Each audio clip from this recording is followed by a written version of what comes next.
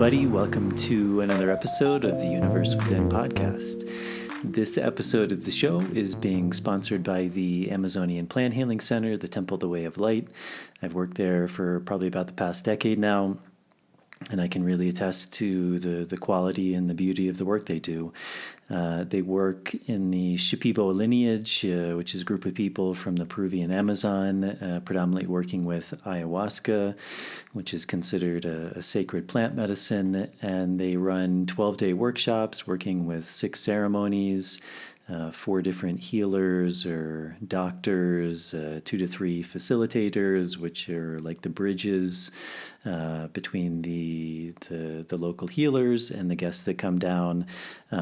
They have a pre-ceremony yoga class. They work with a massage person, herbalists, and just in general a really amazing support staff, which creates a space and an environment which is really conducive to going really deeply into this work and to really gain whatever it is that one is coming down to work on, whether that's knowledge, insight, wisdom, healing, finding one's place in life, specific medical conditions, really whatever that journey is. So it's a really beautiful place to go very deeply into this work. The temple has unfortunately been closed since March of 2020 due to the worldwide pandemic. They were originally scheduled to reopen in June of this year, but that's been pushed back a couple months, and now they're scheduled to reopen in August. So if you'd like more information about them, you can check them out on their website, templeofthewayoflight.org, and I'll also put a link in the show notes. And then this episode is also being sponsored by Ecstatic Dance Online, which is run by my friend Raphael. And it was co-founded by him and his partner Elena. And it's an online transformational dance experience brought to you through the magic of Zoom. In 1 hour, 45 minutes, you'll receive a short but potent opening ceremony, followed by an hour of an ecstasy-inducing, expertly crafted DJ set, finishing with a closing integration and friendly open space for community and sharing. Each week, the dance ceremony takes on a new and interesting theme. They bring in a variety of guest DJs from around the world. You will hear all different genres of music and an exciting tempo to stoke your inner alchemical fire. Raphael is a certified ecstatic dance DJ from Canada who's a dancer himself. He focuses on the importance of the inner work, on processing emotions and feelings, and guides the healing process with his music. And Elena is a passionate dancer and a true nomad. She brings her vast ecstatic dance experience, love of life, and skills as a certified dance movement therapist to the opening and closing setting. Raphael's a really good friend of mine, and I think he holds a really beautiful space. So if you're interested in that, you can check out their website, and I will have a link to that in the show notes as well.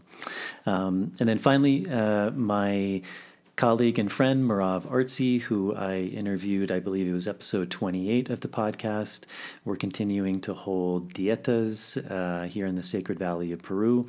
And the Dieta is one of the traditional processes in which people work with one plant and really going deeply into the process through that plant of learning and healing, and really on a very personal and experiential level, experiencing the benefit of what these plant traditions have to offer. We just finished a diet in March. We'll be holding our next one in a few weeks in May, and then we'll be doing another one in September. And we're also probably coming to the States in August, although that's still undecided. But if you'd like more information on that, you can check out my website at nicotianarustica.org and Marav's site at tobaccodiets.com. There'll be a link to both of those in the show notes. Today's guest is my friend Publio. Publio's a dear friend of mine. We met working at the Amazonian Plant Healing Center, the Temple of the Way of Light. He originally came down, I believe, as a teacher of yoga, meditation, breath practices, mindfulness. He also started facilitating ceremonies there. facilitating group retreats, and he's become a manager there also at times.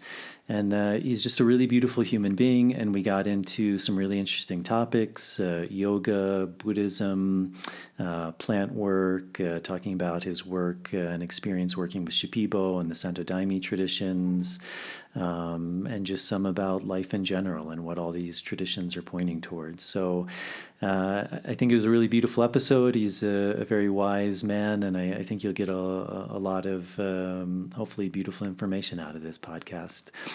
As always, if you're able to support this podcast, that's a really big help to me. I know there's so much content online, it can become overwhelming, and we're kind of really accustomed to seeing so many things and free content. With these things, they do take effort and work, so if you're able to support financially, that's a really big help. Patreon is a really good way of doing that. It's a really nice service in that you can subscribe to different tiers for as little as $1 a month. You can subscribe, and with that you get some nice things back in return. Early access to shows, Q&As, bonus material. So that's a really big support. There's also the option of donating directly via PayPal, and there'll be a link to both of those in the show notes. If you're not able to do that, simply subscribing to the show is a big help. That really helps with the algorithms, the YouTube version, subscribing to the show, turning on the notification bell, liking the video, and then with the audio version, going on Apple Podcasts, subscribing to the show, and leaving a starred rating and a short review. I always get those two confused, rating and review. But a starred rating and a short review is a really big help. So to all the people who have done that, thank you very much. To all the Patreon supporters, thank you very much. I deeply appreciate it. And without further ado, here is my interview conversation with Publio.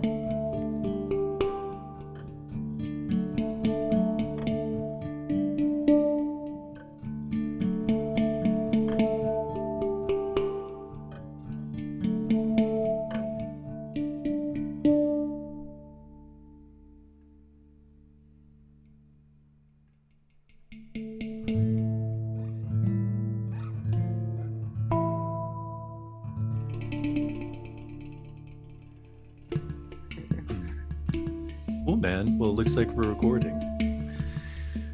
Well, Publio, welcome. It's really good to see you, my friend. We've known each other, I don't know, for a long time now, a number of years. We met working together at the Amazonian Plant Healing Center, the Temple of the Way of Light. I think when you arrived, I was actually kind of either in or finishing a long process of Dieta, and then I came back, and I think you were gone, and then you came back later, and that's where we eventually crossed paths. But I don't know, but I'm guessing it's probably been 6 years now, something like that. It's kind of I don't know, I'm just throwing that number out there, but that seems more or less right. But maybe to start, just telling the audience a little bit about who you are, your background. When I first met you, you were very involved in yoga and teaching yoga, facilitating workshops at the temple. So maybe a bit about your background, who you are, where you're from, what got you interested in yoga and plant medicines, and kind of the journey that led you to that point. Yes, Jason, first of all, thank you so much for having me here. It's a joy to share this space with you. And yeah, I think we met around 6 years ago, exactly. You were out of the temple for your own process. And then when you came back, I remember when you were getting acquainted again with the facilitation at the temple, it was Alain and myself and you. It was the three of us facilitating a retreat. That's when we connected deeper. Yeah, around 6 years ago. Well, that's a big question. Who am I? The essential question. um, well, in a more simple way, I'm from Brazil. I've been working with ayahuasca for about 15 years now. I started in the Amazon jungle in Pucallpa, and with the experiences I had there, it took me to Asia to investigate deeper in first person the experiences I had there. So I studied meditation in several traditions in Asia, in India, in Thailand, in Burma, in Indonesia. And I've also done what they call post-graduation. I have a degree in yoga therapy from a yoga university in the south of India, in Bangalore. Yeah. That's a little bit a technical presentation of who I am. I do many things. I work, my work, I see that the expression of my work goes in many different directions. I've been offering online yoga integration sessions. I have an online yoga instructors course here in Brazil that is happening since the beginning of last year. I also offer one-on-one integration sessions. That is a work that I love doing. I love being with people in their processes and sharing that space with them. What else? I'm a facilitator at the temple. I love singing. So many other things. Yeah. So maybe we start with yoga because I know that's a big part of your life. So you're a young boy growing up in Brazil, and at some point, how did that start? Was that something you came across through books or teachings, and then what was that something you began studying in Brazil? Because I know eventually you ended up in India for a number of years. What was that process like for you? Okay, good question, Jay. Somehow yoga was always surrounding me, even here in this small town where I grew up. There is a family that brought yoga to the city, and they were friends with my family, so I was always hearing about it. They were very much connected with the spiritual path of yoga, not only the physical practices. So yoga was always around me. But my first actual yoga class I took in Brasilia, where I was studying. I was doing my graduation in international relations. That is a whole other chapter of my life. And there I had my first yoga class. That it was in a tradition that was developed here in Brazil, and that touched me deeply. And it was a very meditative lineage of yoga, and I saw that really helped me to deal with anxiety and some worries I was going through at the time. But I would say that my real interest to yoga flourished after my first ayahuasca ceremony in Pucallpa. Uh, that was when I said, okay, uh, I see that from the little I understand about yoga, I see that what I've experienced here in these few days with this shaman, I see that yoga can help me to describe better or to make a better sense of it or to put it into words. That was my intuition when I had a deep transformative ceremonies, those deep transformative ceremonies in Pucallpa. I knew somehow that what I lived in those ceremonies, in those moments, had a description of some sort.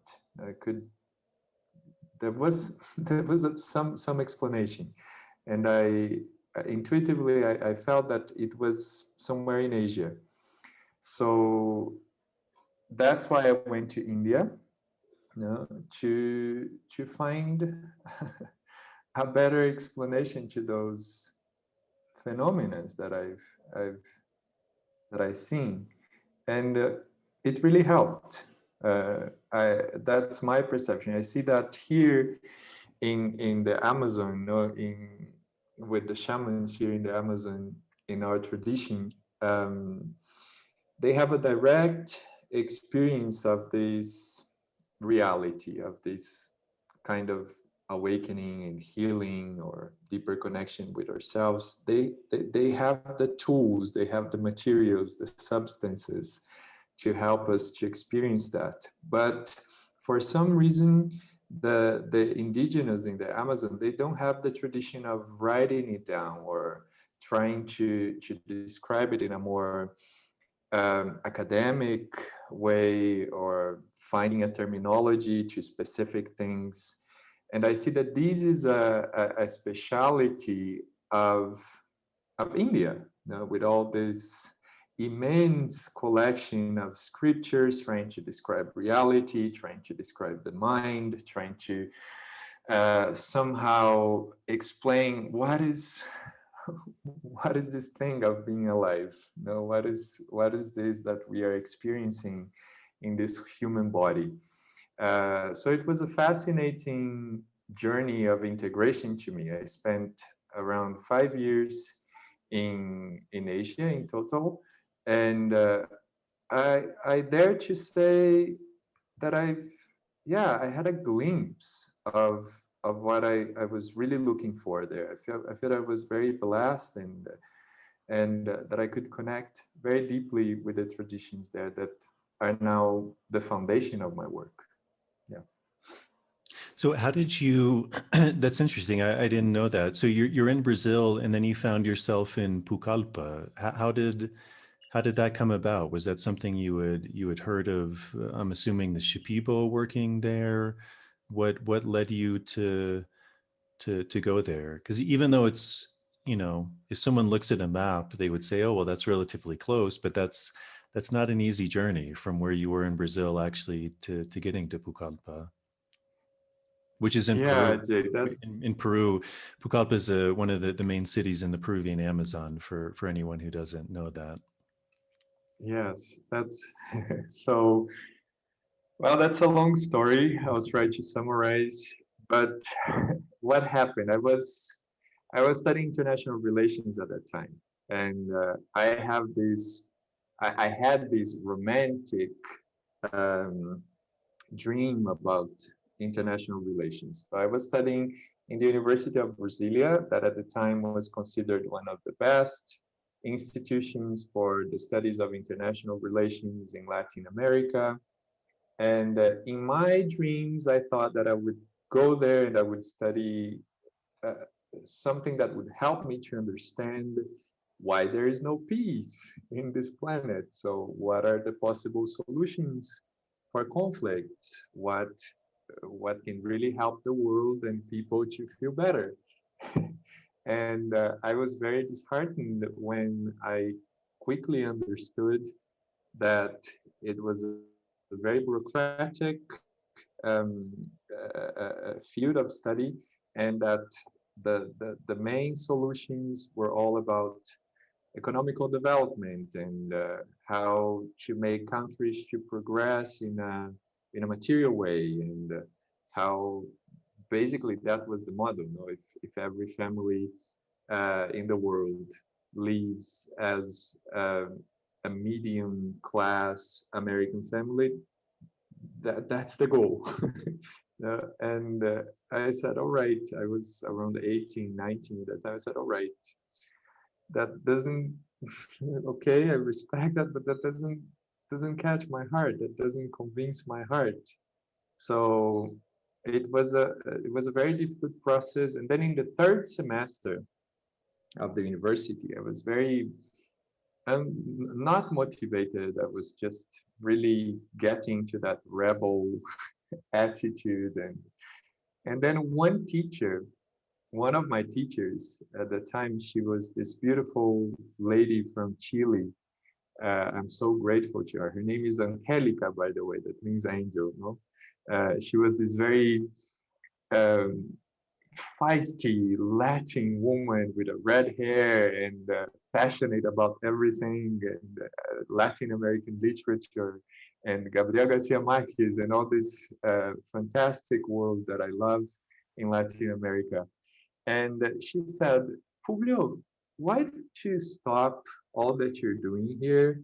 And why you don't simply go to my mother's house in Santiago, in Chile, and just give yourself a break to really understand better things about your life, the directions you want to take, and uh, and that was so special for me because from all my teachers and from all people around me at the time, I really perceived that she was sensitive enough to to see my need at that moment, to see the confusion and the pain that I was going through, and intuitively she knew that I needed that space.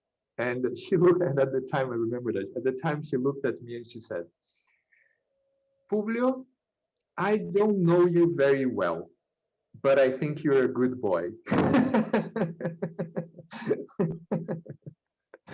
So please go and be very kind to my mother.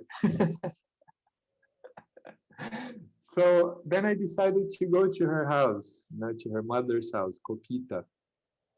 And that's what I see. It was my first retreat, informal retreat. But it was this cozy little house, far from everything, with the Andean plateau, La Cordillera, right in front of the gate of the house that we could see. And it was cold. I felt like in a womb. And Coquita, her mother, was super kind. He was like the archetype of the grandmother. And and in that moment, I saw that I had more and more space to investigate deeper what were my soul's yearning. Now, what was that was really missing? What was that I was really looking for? No, and I decided to give space to that even more. And so it was when I was in Chile, in Santiago, I bought a magazine. And in that magazine, I think it's called Cáñamo. I think that magazine still exists in Chile. And in that magazine, there was an interview from a Spanish uh, uh, journalist with a shaman in Pucallpa. Answering to your question, how did I get to Pucallpa? No. Um, so I read that interview. I remember that I had heard of ayahuasca here in Brazil once in a science magazine, really en passant, just a little quote about Santo Daime, but I never considered really exploring this path. But when I read that in the context that I was in this adventure romantic mode, I said, okay, I'm going to Pucallpa. And I ended up writing to that maestro. His name is Roger Suipino. He's family with Inez. I found out years later from Inez Lopez and the Lopez family. And and yeah, I took this long land trip, from Santiago to Lima, and then from Lima to Pucallpa on a bus. And I was finally there with Suipino. So the the connection with ayahuasca came from this very jovial, this young part of myself in really trying to find some more answers and really trying to first to find a way to um, what is the word in English? It's not criticize, but to question the status quo in which I was living, which I see that is the normal path for most of us that starts working with this. I wasn't at all satisfied with the possibilities that life, like modern life, was offering me. And somehow I had a feeling that there was something beyond that. And in those ceremonies with Roger, that was like, okay, this is the proof. boy, you're right. There's something much beyond this. Here's your golden ticket to this journey that has no way back. And just to complete the story, I ended up coming back to Brasilia, of course, with a completely different perception of reality. I I ended up finishing my graduation in international relations. It was very difficult because then I had the material to to question everything, the concrete material to question my professors, and uh, and so I was known between my colleagues. It's a very formal context, no, it's kind of a business university or something. So I was known between my colleagues as the boy that went traveling and never came back.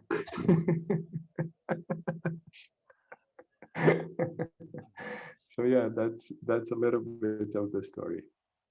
That's interesting. I had forgot that you studied international relations, and that's also what I studied. And I think a big part of that was when I was younger. I did a lot of traveling with my father.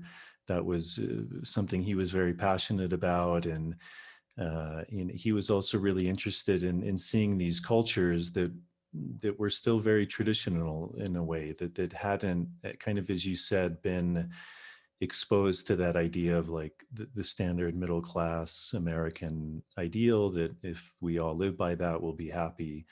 And I think that was something that also, really fascinated him. And I was very fortunate in that way at a young age to be exposed to a lot of that.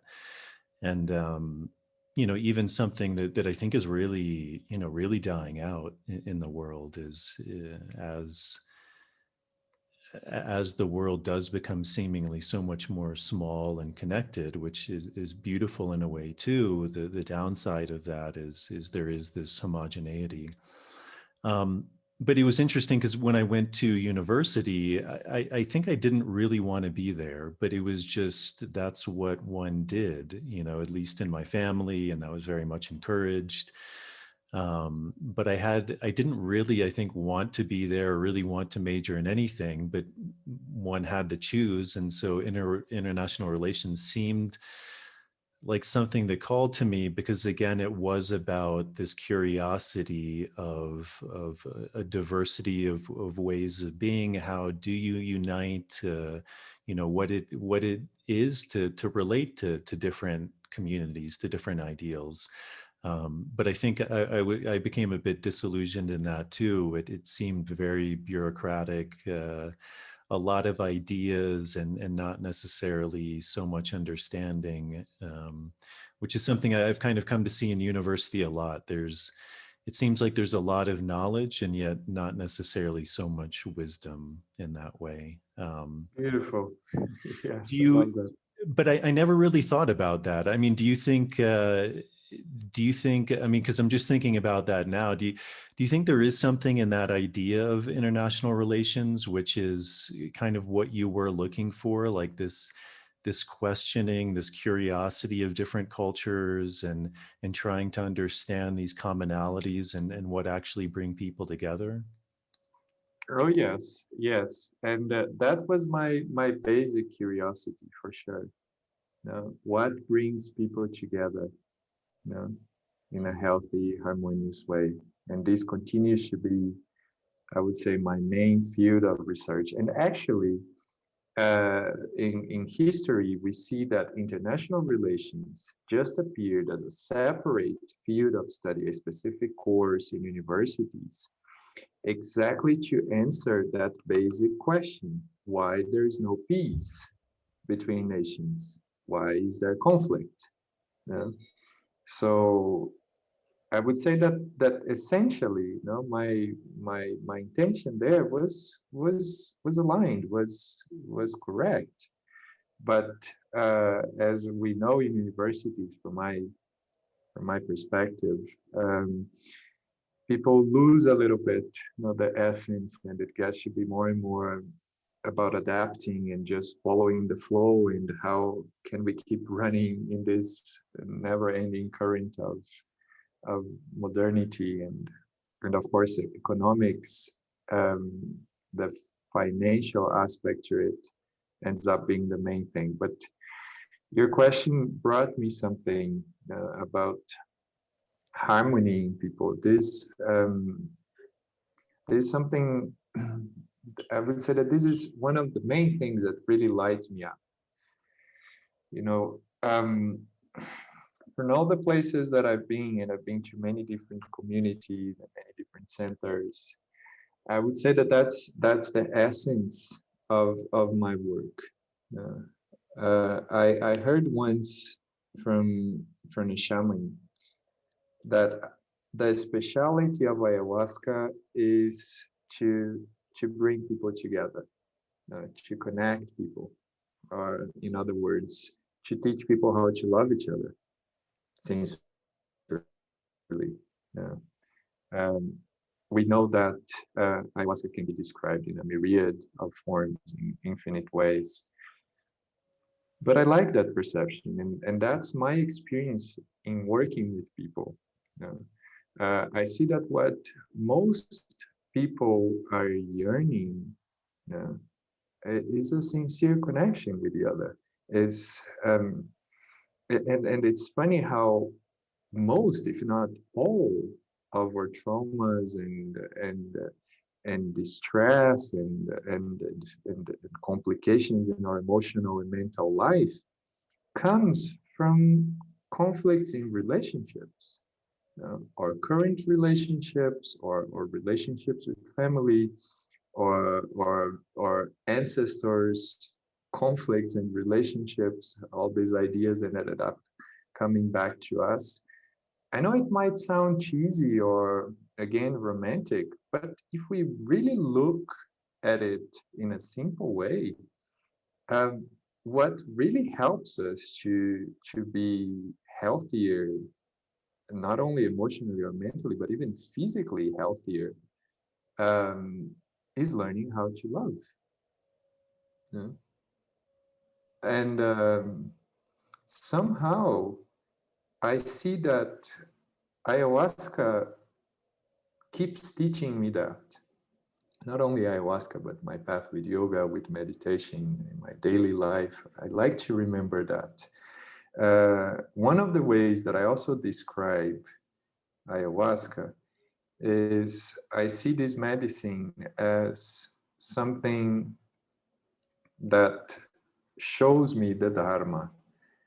This word that was translated in so many ways, that can be understood as the eternal and inherent nature of reality, or the universal law, or the perennial philosophy, as Huxley called it.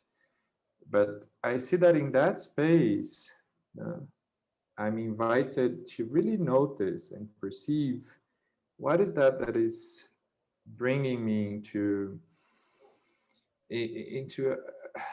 more connection with my body. What is helping me to relax my heart, to relax my shoulder, to have an open heart? What is that is helping me to breathe, to take a deeper breath, or to find that ease of being?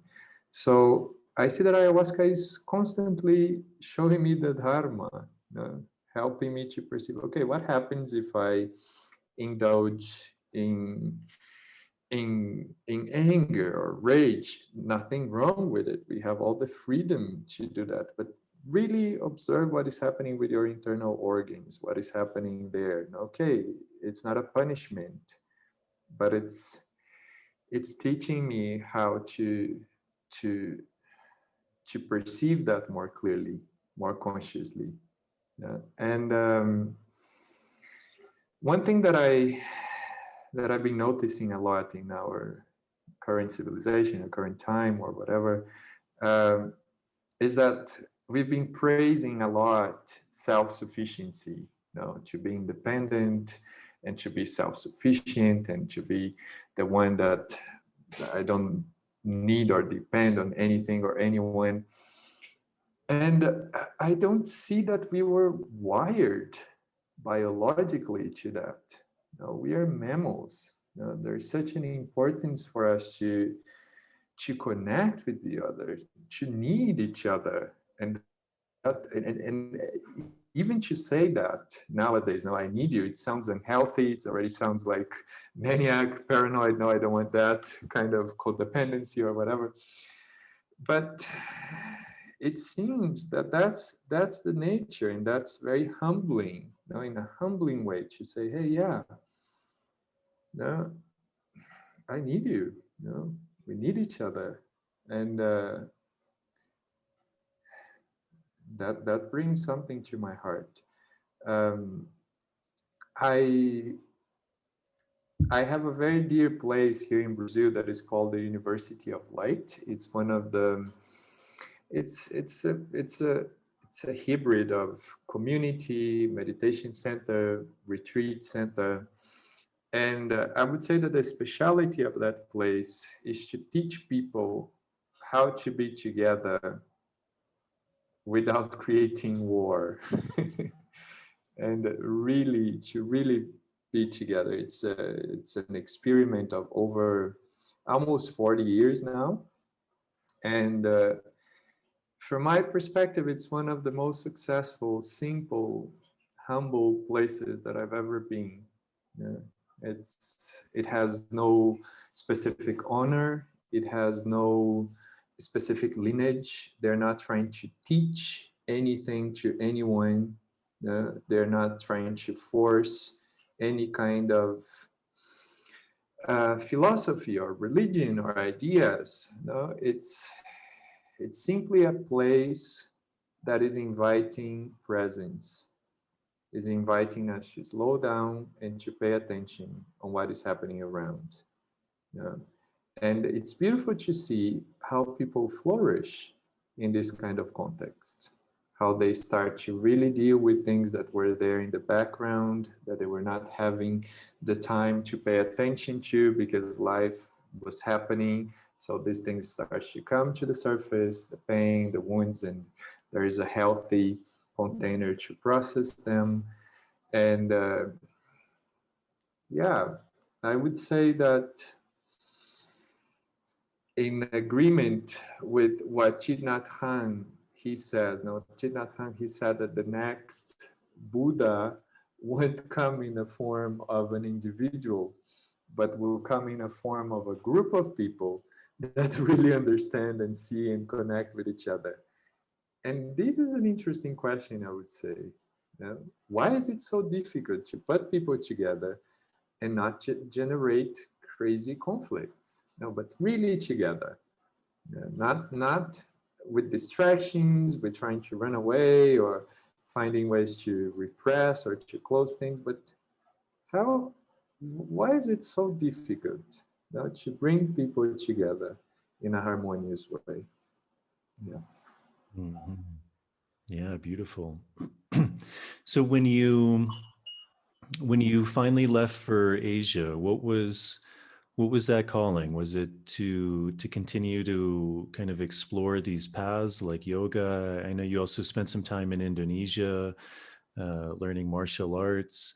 What was that journey like for you? And was it to discover these things that you said, for example, like yoga, you realized there was something that kind of took what you had learned in the plant medicine ceremonies and begin to somehow reveal those in a different level. So I guess kind of two questions. What was that journey like for you? What manifested, and then how that led you deeper into yoga and what you found through that path? Okay, Jay, there are many, again, the long stories. I'll try to summarize them. But so imagine I was around 20 years old at the time, and I was in love with the world. I wanted to see more and to explore more and to discover more about myself and about this reality. And I had, I remember, I had a one-way ticket to Thailand, and I had, I think, around 2,000 reais in my bank account at the time, which nowadays 2,000 reais is like less than $500. And I didn't have any plan to come back to Brazil. Yeah, that was my only and main intention. I don't want to come back. And well, that's also a very common story, you know, especially in the 70s with all these movements, the Asian thread. But I somehow, I would say that my purpose, I was very clear with my purpose. You know, it's very easy when we get in these journeys to get into party mode or to just get into enjoying things. Nothing wrong with that. But there was something really serious for me in this journey. There was something really, I don't know, important. And Asia was very generous with me, very generous. I ended up staying in Bangkok for only 3 weeks, exactly because of that. I saw that the city was beautiful, mysterious, interesting, but I couldn't find something that had that substance, that essence that I was searching. You know, it was great to be there, and I was worried because I said, okay, I have only this money. I'm meeting a bunch of interesting people here, but it's not here. And I remember, I went to a park in Bangkok that is called Lumpini Park. Yeah, Lumpini. I remember because it's the name of the city where Buddha was born. No, Lumpini Park. And I was coming from a long journey in Latin America. And another detail important to the story is that in La Paz, I lived in a Hare Krishna temple for a few months. No, I never became a Krishna, but I was there serving and just learning the Bhakti Yoga, the Karma Yoga, learning all these different aspects, you know, of cleaning, cooking, connecting with the divine in different shapes and forms. And so there was in a city that is, you know, one of the biggest Buddhist country in the world, in that little park related to Buddhism. And I was sitting down and just writing romantically, no, to Krishna, like, Krishna, what am I doing here? How can I find another place, something that has a heart, something that is more aligned with what I want to learn? And I was, with all this passion, writing, asking for some guidance to Krishna. Well, if these things exist or not, the fact is that in that moment that I was writing to Krishna, I started to hear ting, ting, ting, ting. What? Is this possible? This sounds like the Krishnas, but no, it's not. And I came back, and then I started hearing more. It was Hare Krishna, Hare Krishna. Wow, the Krishnas are here. So there was this place far from where I was. Lumpini Park is huge. And I sit there, they were doing their rituals, their ceremonies. And I remember seeing this guy that was leading the ritual. He had these huge, impossible eyes in the color of honey. And I was immediately attracted to talk to him. And I ended up finding out that he was from Nepal. And I went to talk to him. It's a pity that I don't remember his name. But I explained to him my story, my intentions, what I was looking for in Asia. And he told me, Prabhu, they call everyone Prabhu. No, I like that about the Krishnas. Prabhu means teacher. You know, they call everyone teacher. So you're my teacher, you're my Prabhu. So Prabhu, I think you are in the wrong country. If this is your intention, you need to go a little deeper in Asia. You need to go to India. And I said, okay, I don't even know how to get there. And then he said, no, no, no, look. He called another Prabhu. Prabhu, come here. This guy was from India. He said, please help this brother here to go to your country. And I'll never forget that. That guy took me in his car in a long journey in Bangkok. He bought me ice cream. And he took me to the Indian embassy, explained to me everything, translated everything, because he could speak both Thai, English, and Hindi, of course. So that's how I felt my calling to India. So I ended up flying from that's a funny story as well, from Bangkok to Kolkata, and I arrived in India. It was in the Durga Puja, and the biggest city for the Durga Puja festival in India is Kolkata, and I didn't know that. I didn't know it was Durga Puja. I didn't know.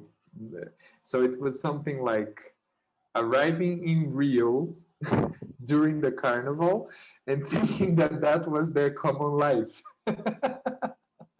That's why they talk so much about India. Look how they live. It seems like a party.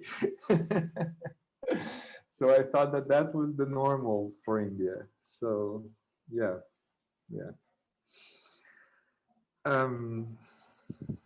Yeah, and Well, then how did that lead to yoga? Was that something that you had an intention that then you were there and you wanted to go deeper into that? And was there a school or something you found, or it was just a practice of kind of being and experiencing there that you started to learn? What was that like for you? great, Jay. So it was a combination of many things.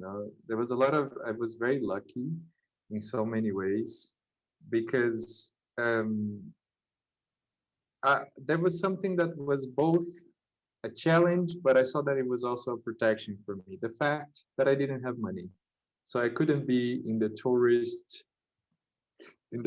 track of yoga courses and all that big scene in India of the traditional courses for foreigners and the expensive classes and this and that. I had to find things that were, I would say, authentic and not for foreigners to buy. So it was very challenging. It was a lot of work, digging and trying different places. But I would say that what really helped me when I arrived in Kolkata, after a long story, I was in Sutter Street. That is the street where people go to serve Mother Teresa's houses. So there are a lot of foreigners in there. And so in the hostel where I was, I think I can, Paragon was the name of the hostel. Paragon Hostel. I still remember that. I met this American lady, and she showed me some pictures of a project in which she was working. And then I saw this bunch of children, young, small children, all sitting in meditation in a beautiful garden. And I said, okay, there's something there. What is this? And she said, oh, this is Alice project. It's in Varanasi. I've been volunteering there. It seems to be a very sincere, soulful place. If you want to come and visit, please come and visit. And then I traveled a little bit with my Japanese friends at the time. You know a little of these stories with Yoshi and all those getting lost in Nepal. And I said, okay, no, this is not my purpose here. So I decided to come back and to visit Lisa in the Alice Project School in Varanasi. And the Alice Project was where my body, my heart felt at home. I said, okay, this is what I'm looking for. So the Alice Project is a beautiful project. It's a school in India that has as its main purpose to bring back into education the traditional teachings of India. Because nowadays the schools are like in the West. Now they teach maths, biology, they're teaching them how to have a career in this and that, but they totally neglected most of the mainstream schools in India totally neglected the treasure of consciousness, of teachings that they have there. So the Alice Project has as its patron the Dalai Lama. It is deeply connected with Lama Yeshe, that is a famous Lama in the Tibetan tradition. And the founder is a very interesting Italian man that is a direct disciple of Lama Yeshe and the Dalai Lama. And so, in a short, the purpose of the Alice Project, from my understanding, is to teach the kids shunyata, or the real nature of phenomena. So Valentino Giacomin, the founder of the school that I'm immensely grateful for, he wrote over 20 books for children, trying to translate and adapt all these teachings for children, for them to grasp those concepts in that age. And I would say that what I've learned there is the very foundation of my work, because I was living with these children and it was so authentic, that their dedication to the Dharma, to being aligned with integrity, to open their hearts, to work with kindness, with compassion, and to see how that comes so naturally to children, to see that there is really a potential there for humans, undoubtedly, was very inspiring. It's been like a compass to my work. So I ended up spending almost 2 years working at the Alice Project. I became the coordinator of the Bodh Gaya branch. They had a branch in Bodh Gaya. And I learned a lot in practices there, because in Bodh Gaya branch, we received 37 refugees at the time that were refugees from Bangladesh, from an ethnicity called Chakma. And the Chakmas are historically related to the Shakya clan, the family of Siddhartha Gautama. Shakya was the Shakya clan, that ended up becoming Chakma with time. So they are directly related to the Buddha, according to history. And so they still speak Pali, they pray in their language. And I don't know if that was me romanticizing things, but I don't think so. There was a sweetness to those children uh, that I've never experienced anywhere else, and people could notice that. They didn't have anything. They not even passports or birth certificate, because India has this long tradition in receiving refugees, but they not always they recognize them as citizens. So that was the case of the Chakmas at that time. So they couldn't have any kind of property. Their families were in horrible situations in a state called Arunachal Pradesh. But there was that commitment with kindness.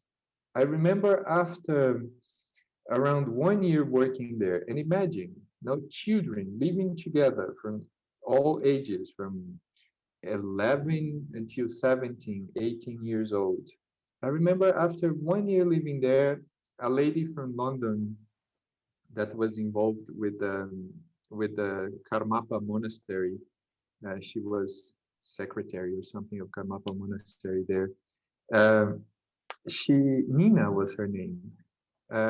she asked me, Publio, and how do you deal here with the conflicts between the children?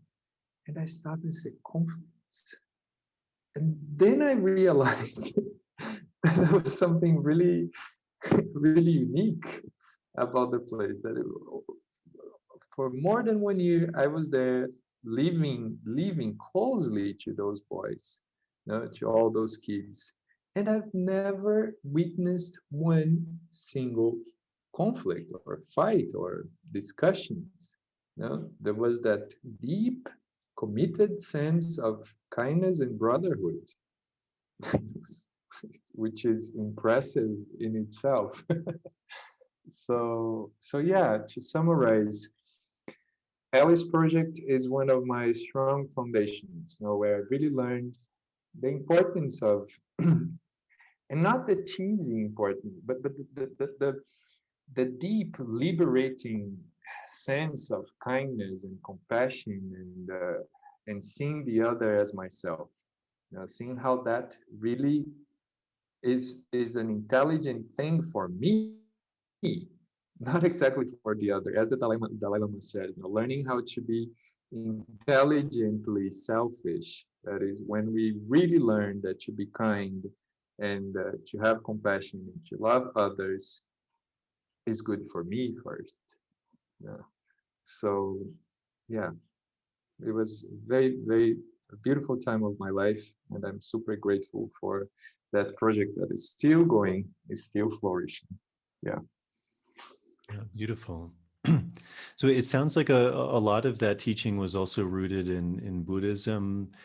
How would you describe Buddhism, and also how would you describe yoga? Because these are words that I think are very common now. Many people have a definition of them, or think they realize what it is, but I mean, even within yoga, it seems like yoga is something that's very common now. Everyone has heard of the word. Many people go to classes and practice, but there's certainly very much of that seems to be taught in a very specific lens. I mean, even with yoga, there's many types of yoga. There's, as you said, bhakti yoga, karma yoga. There's asana yoga, raja yoga, hatha yoga, jnana yoga. I mean, and these are just the ones that have been somehow defined.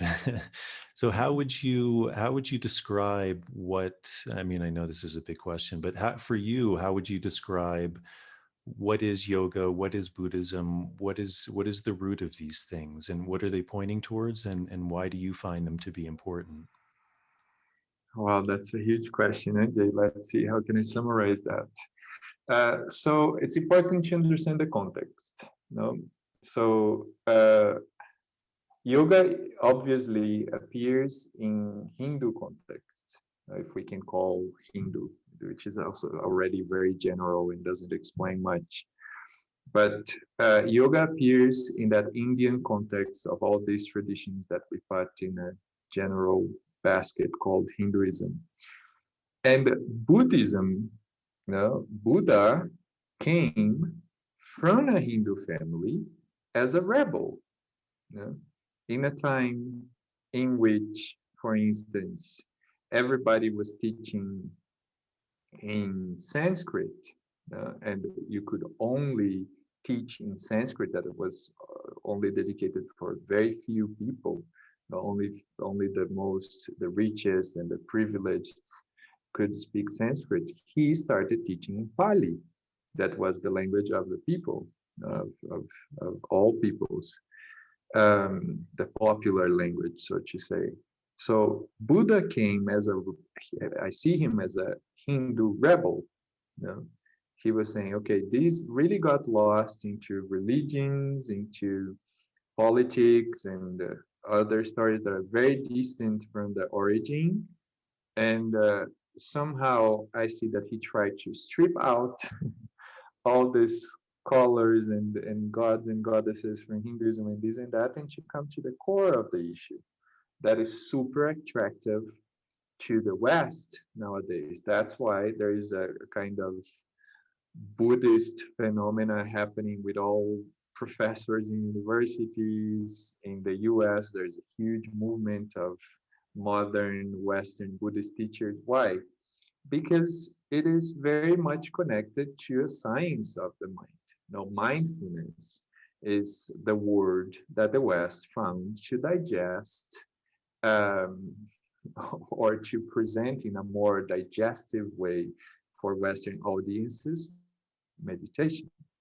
Buddhist meditation, stripping away all the religions, all the traditions, all the aspects behind that. So Buddhism, and I guess many people will share that perception, is nothing but a sincere methodology or approach for us to perceive in first person what is the mechanism of the mind. How does this thing that we call mind in a general way, also in India they have so many more specific ways to describe that, much more specific than mind only, but how does it work? And so I would say that the beautiful thing of Buddhism, and I will connect that with yoga soon, is that it's not on the realm of belief. I would say that at least in me, I'm tired of trying to believe in things. And I see that most of us, in a time in which there's so much information available, we can access all the scriptures, all the texts, all the all the esoterics and all the most mysterious things. We are tired of believing in things. And the beautiful thing about Buddhism and yoga, from my perspective, is that it's an invitation, and medicine. That's how I connect all of them in the medicine path, is that it's an invitation to experience something, to see something, to get in direct contact with something. So there is a common human yearning to experience the divine since immemorial times.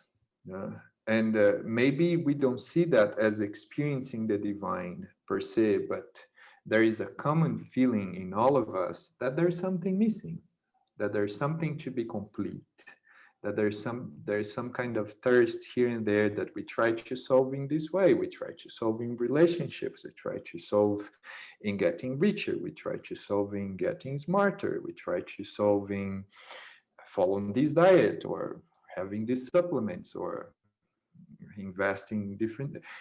But the thing of both yoga and Buddhism is that they go to the core of that. What is that missing in itself that seems to have no end? And what are the strategies that you've been using for this long? Are they working? Or it's just like this, okay, you go get that, and then there's again that missing something, and again that missing something. So that could be roughly translated, both in Hinduism, in yoga tradition, in Pali, in Buddhism, as dukkha. That's what we are talking about here, dukkha, this permanent discontentment about reality, this annoying, constant feeling that we all share, that it's not complete, that there's something missing. So in a more, I would say in a more academic way,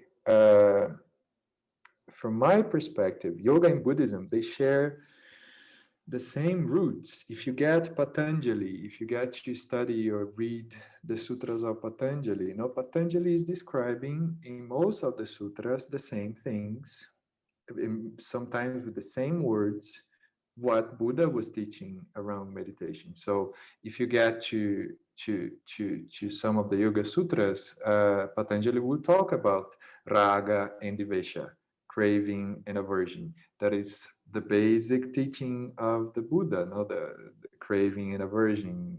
Pay attention to that, the origin of desire, what is really causing you suffer.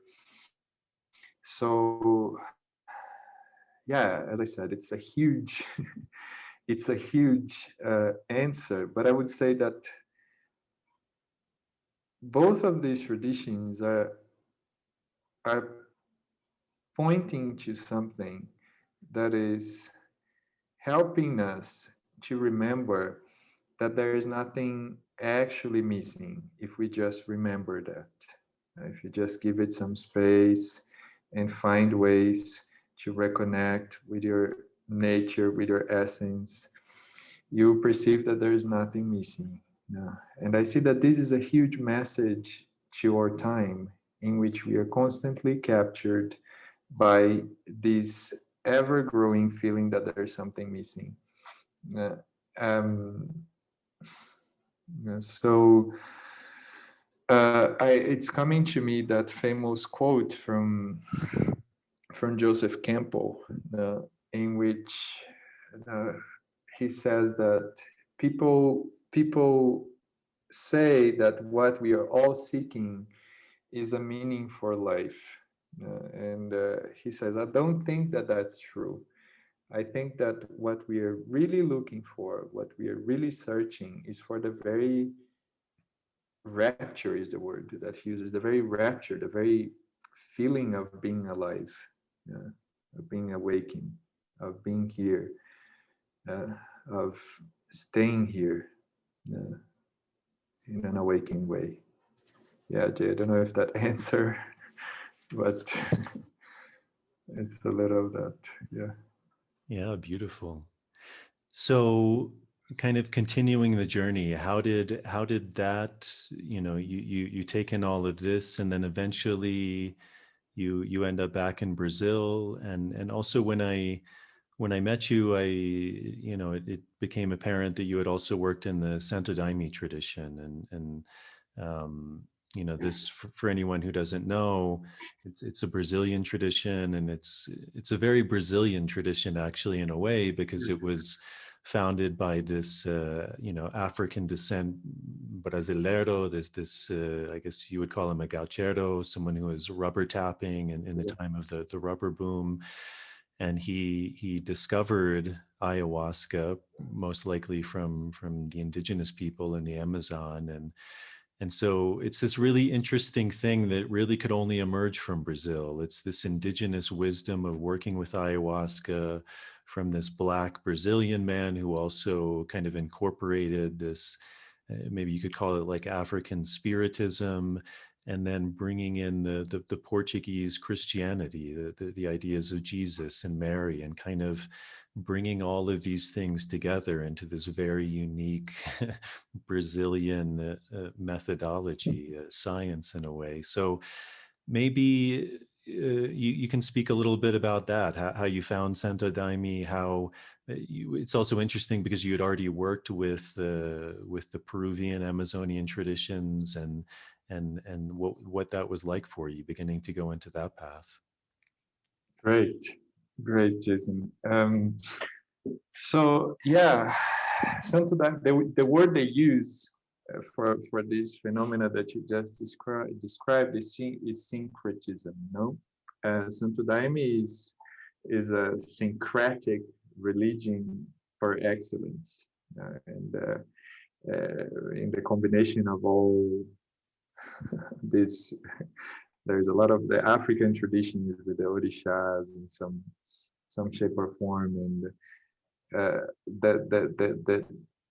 the shamanism, the worship of nature and the sun and the moon and the Christianity. So how did I get to Santo Daime?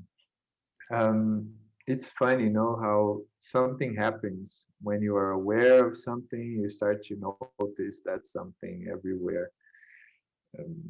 Probably it was there all the time, but I wasn't just paying attention. But when I came back to Brazil from Peru after my first ceremony there, of course, I started telling my friends of this experience that I had with ayahuasca in the middle of the jungle. And many of them, for my surprise, said, "Oh yeah, Publio, I've been to Santo Daime, the ayahuasca here, the center there, and the Santo Daime this, Santo Daime." I said, "Oh," and the close friends that never told me that. I said, "Oh, okay, can we go together?" And in that time, I was living in Brasilia, and they took me to this beautiful church that is, I think it's called Céu de Maria, if I'm not wrong. Maybe I think it's Céu de Maria.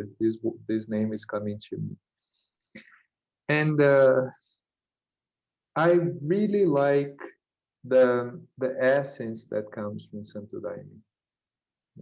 It's religious, yeah, and it's completely different from a work like Day and Night, or it's like going to a bossa nova concert or a heavy metal concert. It's something completely different.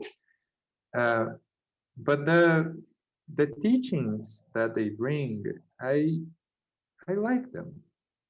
I like what I've learned, and also I like that aspect of devotion to something. I'm a person. I'm very much connected to my heart. Sometimes, yeah, some people told me, okay, that's because you're a 4 in the Enneagram, or that's because you're Brazilian, or because you're Latin, or whatever. Independently of the explanation, uh, I I feel very comfortable feeling emotions. And in India, they say that those who are very comfortable, very connected with the emotions, the path is bhakti. Now, the easiest path for those is the bhakti, the bhakta path. That is the path of devotion. So, so the Santo Daime helped me to have a glimpse of what is this story of devotion? What is this to sing or to praise some force or some Lord or something that I don't see, understand, that I can't measure? So I would say that in those Santo Daime ceremonies, it was the closest that I could get, this rational mind and this Western academic body into a sincere space of collective ecstasies of singing and connecting to that light, or connecting to that, because that's the beauty of Santo Daime ceremonies, that it's a collective experience. There are studies here in Brazil, they study a lot, in which it seems that they have the same visions together collectively, and they get into the same spaces together through their chant, and they connect together. So I'm not sure how these studies happen. I know that there are a lot of neuroscientists involved in these ayahuasca studies here in Brazil in so many different areas, but I remember reading that a while ago. So, and that's what I experienced there. The importance of faith, the importance of the devotion to something, of that bhakta aspect that is so difficult for us. Now, in India, they say bhakta path is the easiest of them. The devotional path is the easiest of them, but it's the most difficult for the Westerners, because we need everything measured and explained and reasonable. That is the jnana path, not the intellectual path. And I like the addition to that they say the jnana path. I think these are words of Ramakrishna Paramahansa, probably, in which he says that the jnana path, or the path of intellect, are words that leads to silence. you think, you use all these structures, and then there's nothing to be thinking. It's about perceiving, connecting directly.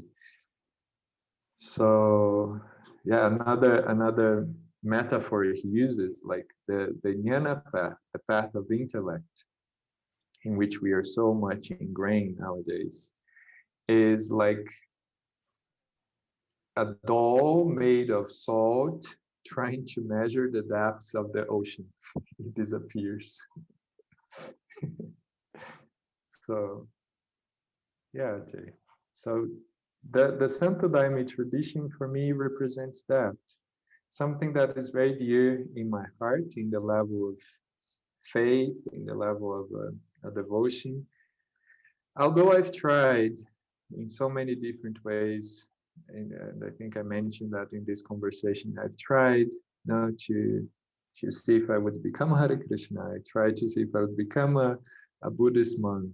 I I felt that attraction to Santo Daime, but it never worked for me to belong to a specific religion or to follow this or that tradition and to become religious in that sense. It never worked. Um, I mean, I've learned from all of them. Obviously, I carry this care and this deep respect to what all of them taught me and keeps teaching me. But yeah, it never happened. I I know you've also mentioned, and I don't know if you'd like to talk about it, but your father and how he was also very connected in a way to spirit, and is that something that you feel maybe kind of shaped you also, and uh, you know, like in a way, is there something you learn from his connection to spirit that also, do you think that that also shaped your path in a way? Oh yes, oh yes, definitely. I mean, uh, so my father, um, when my father was very young, just to bring this to a context again. So I always heard these stories from him. No, when my father was very young, at the age of I think 12 or 13, he started having visions and hearing sounds and all these things that probably in any other country they would take him to a mental hospital and apply electroshocks in him. For his good luck, I tell him this, for his good luck, he was taken to a spiritual center in Brazil, in this tradition that is called the spiritism. That is, again, something that is very syncretic, uh, that that carries this this main, it's Christian, but it also has a lot of influences from Africa and from natives. But basically, spiritism is once I explained what was in spirit, what was spiritism to a professor in Sri Aurobindo Ashram. She's a Dutch lady, and she looked at me and she said, "Okay, I think I understand. It's like an enlightened Christianity." That's how she described. I'm not sure if that's accurate, but the fact is, Spiritism, this tradition of my father and my family, is based on reincarnation, is based on charity, is based on some sort of communication with the spiritual world, especially through mediumship. So there is a hugely famous saint in Brazil. He's known as a saint. His name is Chico Xavier, who was considered the greatest of the mediums in Brazil, deeply respected, I would say, by everyone virtually by everyone in the country. So this is his tradition. You know? He learned the idea of spiritism is to learn how to develop the mediumship in in a way that is carefully intended and focused in helping the others, and it's not for you. Yeah, they say that that's the only path to the real peace. Yeah. Once you use that, so they're very rigorous with not having any kind of money involved, not charging for anything. It's only charity, sharing, and giving in that way. So I grew up seeing my father get into this kind of trances, um, in a very organized way, you know, in, in sessions, and that was common for me. Like that was the reality for me. I just realized that that was something eccentric or different about it when I was much older. So as I was growing up, when I was sick or when there was something wrong with me, my mother would rarely take me to a doctor, but she would take me to see my father in one of those sessions in which my father was in a very different state, like he would resemble much older than he was, with a very different voice, with his eyes closed, and he would just check, I don't know what that he was checking there, and recommend me this plant or that plant or this medicine or this natural thing. So yeah, that's my background. And I would say that with my father, I learned a lot about humility, the importance of that my father is, yeah, he's a simple man from the countryside of Brazil, but with a very strong moral compass, with a strong sense of integrity. And I'm very grateful for everything that I've learned from him. I feel, yeah, the more I travel, the more I hear stories, the more I see the privilege it was to be in this family. Of course, with all the difficulties, with all the conflicts, the challenges we all have in families. But yeah, somehow, and it was much later on that I had this realization. I saw that I'm just following my father's steps, just continuing his work.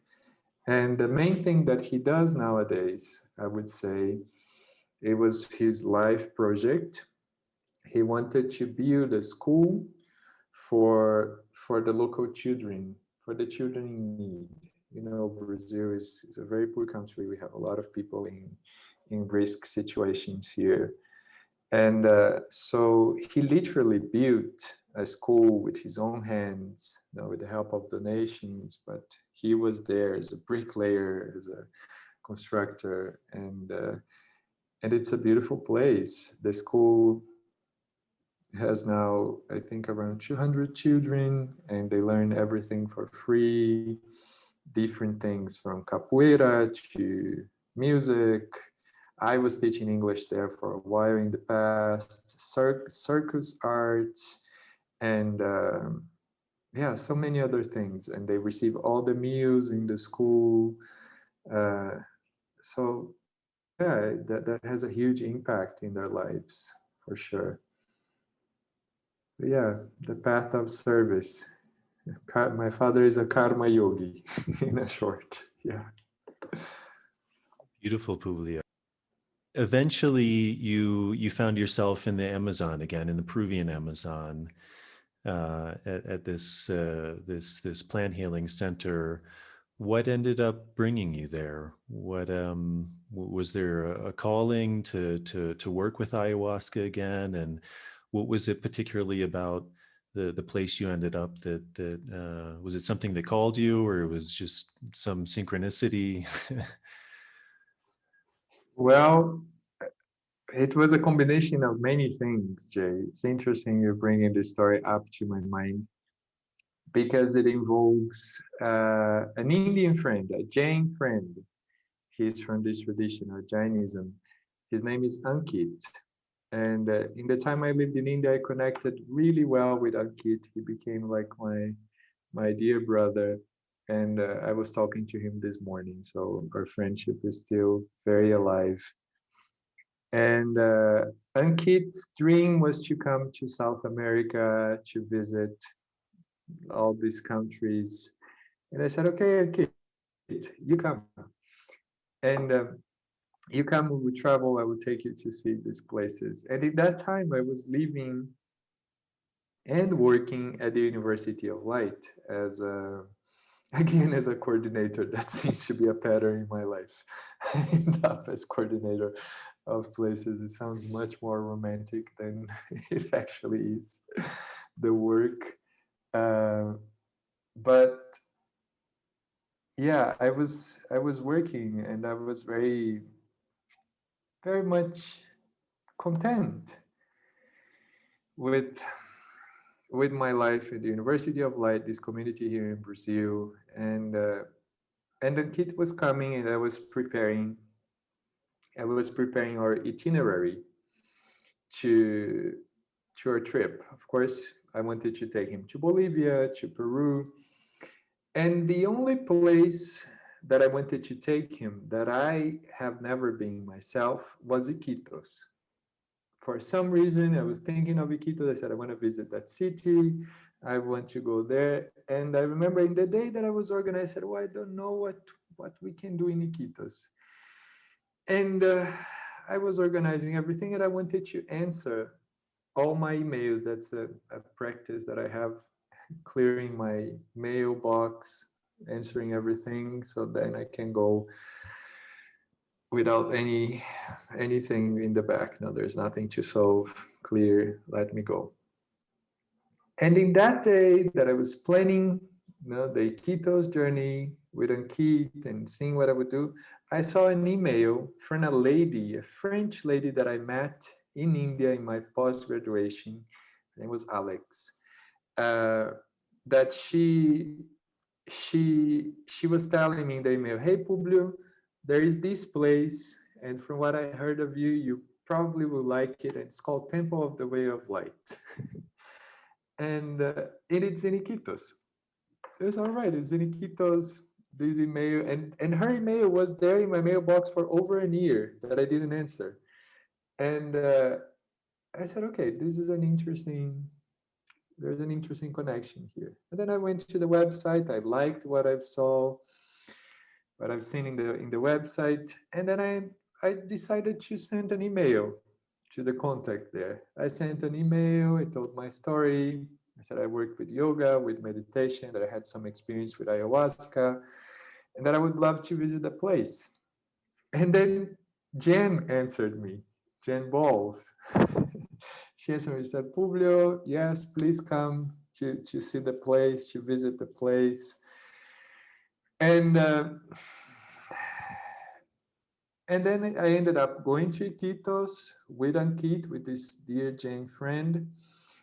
And then Diana, my dear friend Diana, with whom I'm super connected. I talk to Diana almost every day until today. Diana ended up coming and picking me up in the old office in the temple. And I remember Diana was the one that was going to interview me, because I was hoping to be working at the temple. Maybe I liked what I've seen there. I had that calling. At the same time, I was super content working in Brazil, the University of Light. So there was that little conflict, internal conflict. And I remember in the interview with Diana, it was Diana, Vlad, and myself. It was the three of them. They were interviewing me in Vlad's temple. And we were there, we were sharing, they were making me questions. I was explaining about when we ended up the interview, we were singing. We were singing together and just sharing from the heart. I said, okay, there's something here, with like immediate friendship and connection. And I said, hey, I feel very much an intention here, a calling to come and start working at the temple, but I need some time to come back and organize my things in Brazil and to see how that would happen. So I came back to Brazil. It was a long process of, oh my, I'm finally grounding in a place. I finally feeling my roots growing here in this community. And there is this invitation to Peru, to the jungle. And what I did, I was trying to be silent, to meditate, and to listen. And my heart was very clear. I said, Publio, go to the jungle. No, you need to go. You need to go. And I followed that. And I don't regret it at all, because the temple ended up being one of the most important places in my life. not only for work, but for relationships with people, for learning more deeply in a coherent way what medicine is in this modern world with respect to the indigenous people. So yeah, I I I, I have such a deep reverence to the temple in so many levels, because it was a place that allowed me to flourish the work that I've always wanted to offer, and is a place where I also see that I found family, like people like you, and all the people that work there that we love, and I remember when I arrived there, I said, hey, what I'm really looking for here, I'm looking for friends, like friends, really looking for that family connection, for friends, and that's what I found. I found a lot of friends in there. So at the temple, they're working in the Shipibo tradition, and what was that journey like for you? Kind of as a personal journey, beginning to work with ayahuasca and that tradition, and what did you see and what did you find, and then also because I think these things are kind of intertwined. Is there's not only the personal journey, but there's the journey of when you're working with everyone, beginning to see their journey and archetypes and commonalities and what are things that you took from that process of working with so many people, teaching them, beginning to facilitate people on a deeper level, and just kind of what, yeah, I guess what that journey was like for you, all the things that began to arise from that. Okay, Jay, wonderful and super important question. One of the things that I that I really loved at the temple uh, is perceiving the deep reverence and respect towards the tradition there, the Shipibos. Yeah. I've always seen an attempt, so delicate attempt, to, yeah, to connect with it and bringing these into that context where we're receiving so many foreigners, how this dance can happen.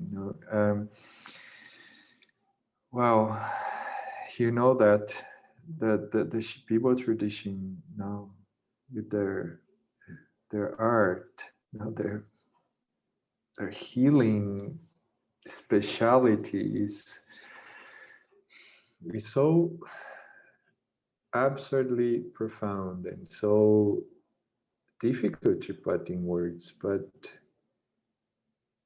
it was so crucial, in my path with this medicine, because um, you might understand it quite well, but I usually tell this to some people that I see ayahuasca as an instrument, right? It's an instrument, like a guitar, or in a way, of course, no, but in a certain aspect, ayahuasca can be seen as an instrument, a guitar, as a scalpel, and it really depends. Now, the beauty of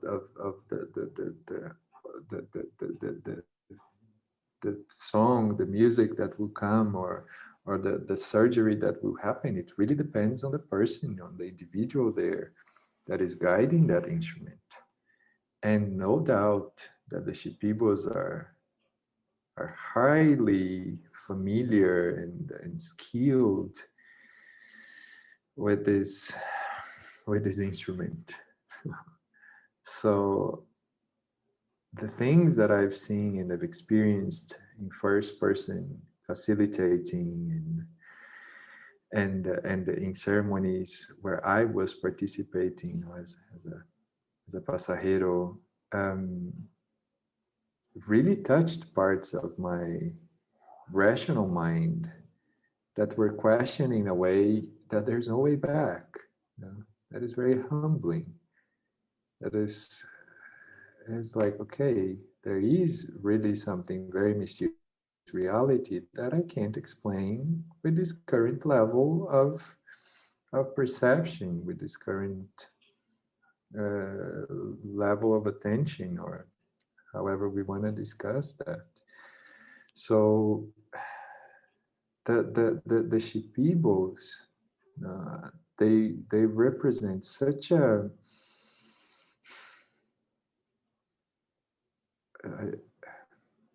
treasure, an Amazonian treasure there. That I would say very few people can nowadays can understand the importance of this tradition to the healing scenario in the world. So I'm not sure what else I can tell about it, Jay, but I must say that what I've seen at the temple and what I see in these integration sessions that I offer is that it works. And it works really well. And it works in a way that makes people human again. It helps people to, it helps us to perceive the importance of an open heart, the importance of connection and vulnerability. I don't want to keep repeating myself, but this is what I've learned in those ceremonies with those icaros, in those chants that really could help me to touch places of vulnerability, of pain, things that would make me scared, but that they were so important for me to face and find a way to be present with them and stop avoiding what I was probably avoiding for so long. So I was reading a very interesting article recently. Diana sent me this article, Diana Rogers, and it was an attempt to compare mindfulness, cognitive behavior therapy, and psychedelics, plant medicine work. You know? And what they perceived as a central common element in all these three aspects was to learn how to stay present with a discomfort without generating aversion, yeah? Without creating distraction or trying to run away or to let go. How many times in a ceremony, at least I've experienced that in first person with the maestros, through their chants, as if they were really calling, really trying to bring back my attention persistently to something that was there bothering me, that I was so scared of, that I didn't want to see or to look at. So as if they were really digging, bringing back my attention to that part of my body where this memory or that emotion was stored, that I didn't want to access, and that I was running away. So bringing me to that, so I could finally stay with that I was creating aversion to, take some breaths there and finally allow that to be processed. In meditation, that's the same thing. In deep meditation process, in a well orchestrated cognitive behavior therapy session, that's the same. Acknowledging the aversions, the running away of something. And the Shipibos, they do that in much more than that, obviously, but they do that in a beautiful way, helping people to reconnect with what they've been avoiding. So. Would you describe that as, for you, the essence of the work? If probably most people listening to this have worked with plant medicine to some degree. Maybe people are listening for the first time and they're really curious about working with plants. Kind of before we started recording, we were talking about this idea of, what the intention of this podcast was. And one of that was to give voice to people who are really engrossed in this work. Because I think even for people who've maybe kind of flirted with working with plants, there may be some connection, but I find it's often very different from how the practitioners themselves would describe the essence of this work. So I know it's a big question, but from your own experience, working with these plants, and then also, because it's very valuable, the experience of having worked now with many people, what would you describe Mhm. as actually going on when people are working with these plants, and are there archetypes you see of why people are coming down? You mentioned a couple, but why people are coming down, and then when they're actually going through that process, what is happening when they're ingesting these plants, when they're being worked on by a curandero, a plant medicine practitioner? And you also mentioned this idea of simply it works. So what does that mean to you, it works? And through your experience now of also kind of following up with people, what is working? What is being done that you see is so beneficial? Okay, beautiful, Jay. I think it's important to mention that, of course, it's not a panacea. No, it's not like a magic pill, the thing that will save everyone, that will change everything. But it works on what its purpose is, and I would say that's why I connect meditation, yoga, and medicine, because I see a similar purpose in all these traditions. That is helping me to connect more deeply with myself. Mm. And when I say myself, it's not my personality, it's not my story about who I am, but with myself human, with myself, the big aspect of being myself, with my essence, or our essence as human beings. So, um, in a general way, what I see that this process, with these medicines, with ayahuasca especially, does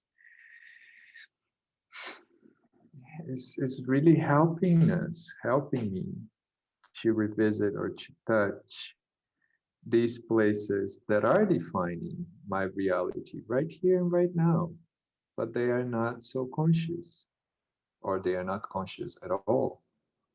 Yeah. They're just bringing them to the surface and pointing to me, hey, you see how that is defining the way you're seeing yourself, or the way you're seeing that person, or the way you're seeing the reality, so that we can be lighter, we can see reality more clearly. Mm. um, I remember when in here in Brazil, again in Santo Daime tradition, uh, I think it was Master Irineu, maybe, I don't remember from whom is this quote exactly, but he said all that ayahuasca does, ayahuasca is trying, Santo Daime, they don't call it ayahuasca, but all that the Daime is doing is trying to help you to become your best friend, helping you, and I understand that it's helping you to connect more deeply with yourself. Yeah. Um, there are many parts of ourselves that are in denial. There are many wounds that it's safer for us to not feel, or to not connect to. And that's interesting, because one of the main traits of people that are traumatized is a disconnection from the body. Mm. People don't feel the body. They can't locate exactly where is that emotion, where is that sensation, where is that happening. So yoga helps with that. Meditation helps with that. That people have been calling interoception. Interoception, the capacity to perceive sensations, and how is that related to thoughts and emotions. And ayahuasca does that in such a clear way. How an Icaro, with a well experienced maestro, how that Icaro can move through the body and open all these blockages and these pathways and reawaken us to who we truly are. And for me, it's fascinating. I have a little bit of this this aspect of the perennial philosophy. I have a little bit of this, that all the traditions are all pointing towards the same thing. But one person that is really helping me to see it more clearly is his name is Almas. He's one.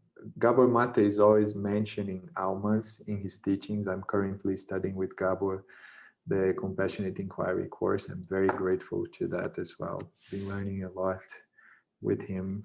But Gabor is always mentioning Almas, the diamond approach.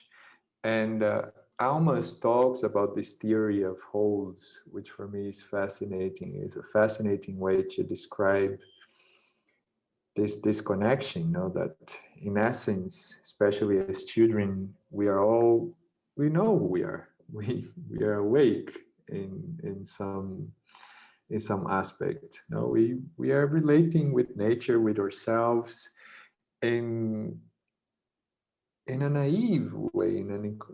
We're not bargaining with reality to get something out of that. We're not dissatisfied, but a child in a healthy environment is present, feeling, believing that this reality is a paradise and that's how it's going to be forever. So something happens in our development, all of us, in which we start losing that connection with our essence. You know, an emotion that is not validated, or some essential human need that is not nourished, that is not quenched, and we start to create these blockages, these disconnections, these holes, as Almas put it, you know, that they're not creating a damage in the essence, but we create that fear that there is a hole, that I'm not whole, that I'm not loved, that I'm not enough, that I'm not. These are all these beliefs that we carry.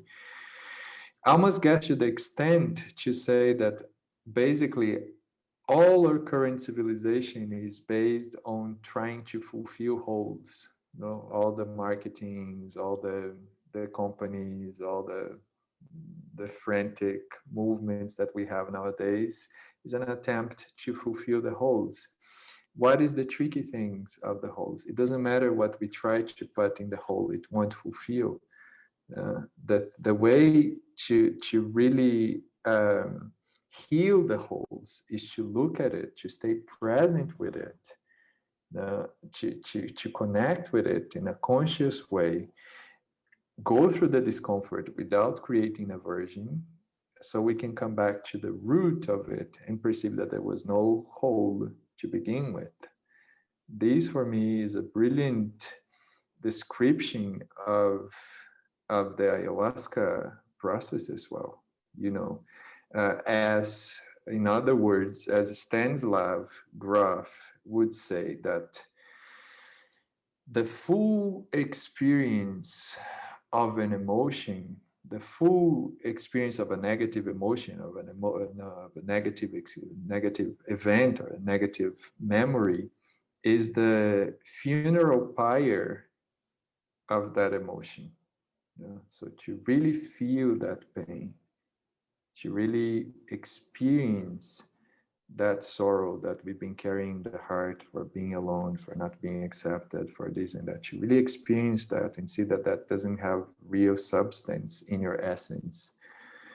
So this is something that this medicine does, from my perspective, and that is so much aligned with so many different traditions. Mm-hmm. Yeah, beautiful. In the beginning, you were mentioning this idea of something that you found very interesting in international relations, was this idea of why there isn't peace in the world. Um, and to me, and I've heard this expressed in other ways, I think allegedly Lao Tzu said it very beautiful, this idea of if we want to end, darkness in the world, we have to end darkness within ourselves. The greatest gift that we can give to the world is our own self-transformation. And so do you find also that that's something that you've seen in plant medicine, is that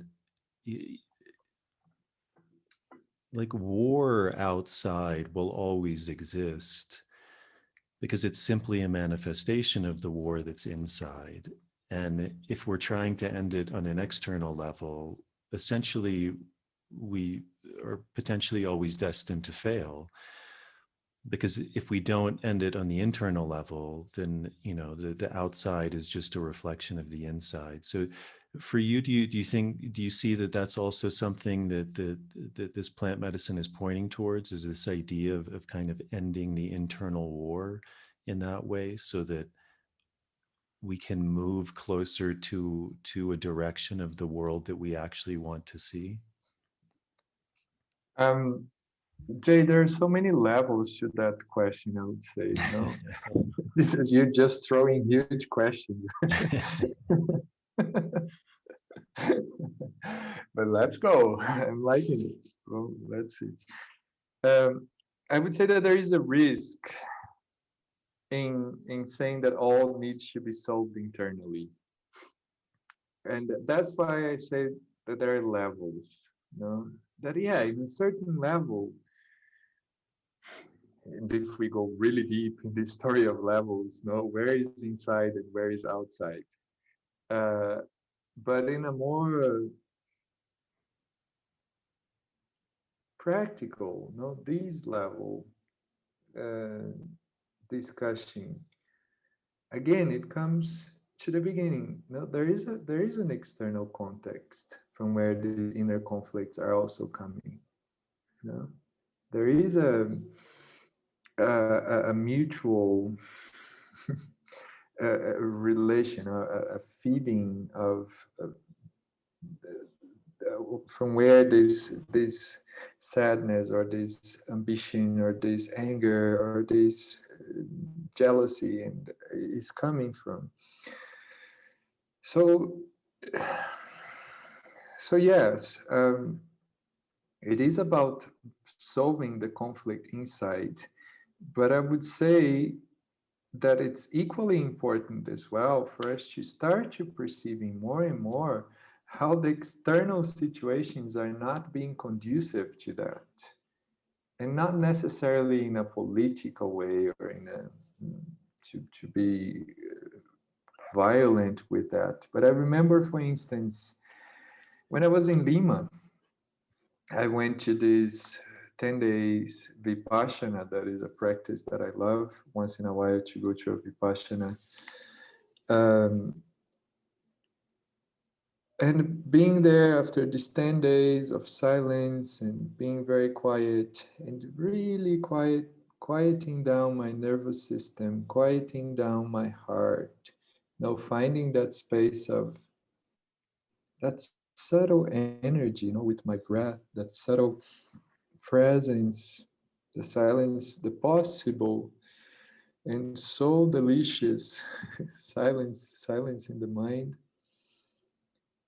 And I remember going out and going to Lima and immediately having that crazy headache and noticing how not conducive this reality is at all to presence or to something that could bring some health, to my heart and soul. I remember, and I love this story.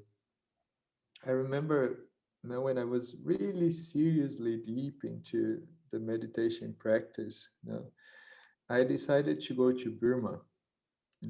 I decided to go to Burma, to a Vipassana monastery, Paok monastery, to really see, okay, am I going to follow the monastic path?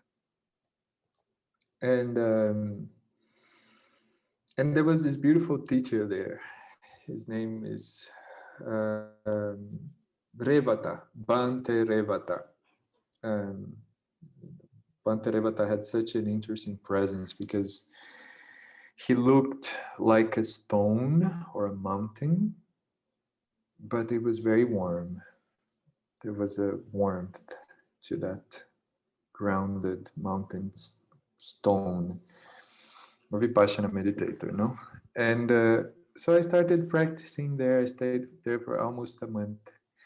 I was working deeply, 7 hours of meditation a day, no food after 11 a.m. in the morning was the last meal of the day. And sleeping on a wooden bed and all these stories in Asian monasteries. But feeling that silence, that peace, that contentment that comes from a mind that is silent, the natural contentment that comes. And then in one of the last days, I went to talk to him, to Bhante Revata. I said, Bhante, I need some help. And he said, yeah. I said, so every time I leave a retreat, every time I'm leaving a retreat, when I get back to the city, I have these very strong headaches, almost like migraines that freezes me, and it's so intense. Do you have any recommendation, anything that I could do, any technique or whatever? And then he looked at me and he said, so you have headaches when you're leaving the retreat? I said, yeah. Not when you're coming. I said, no. And then he looked at me and he said, so don't leave.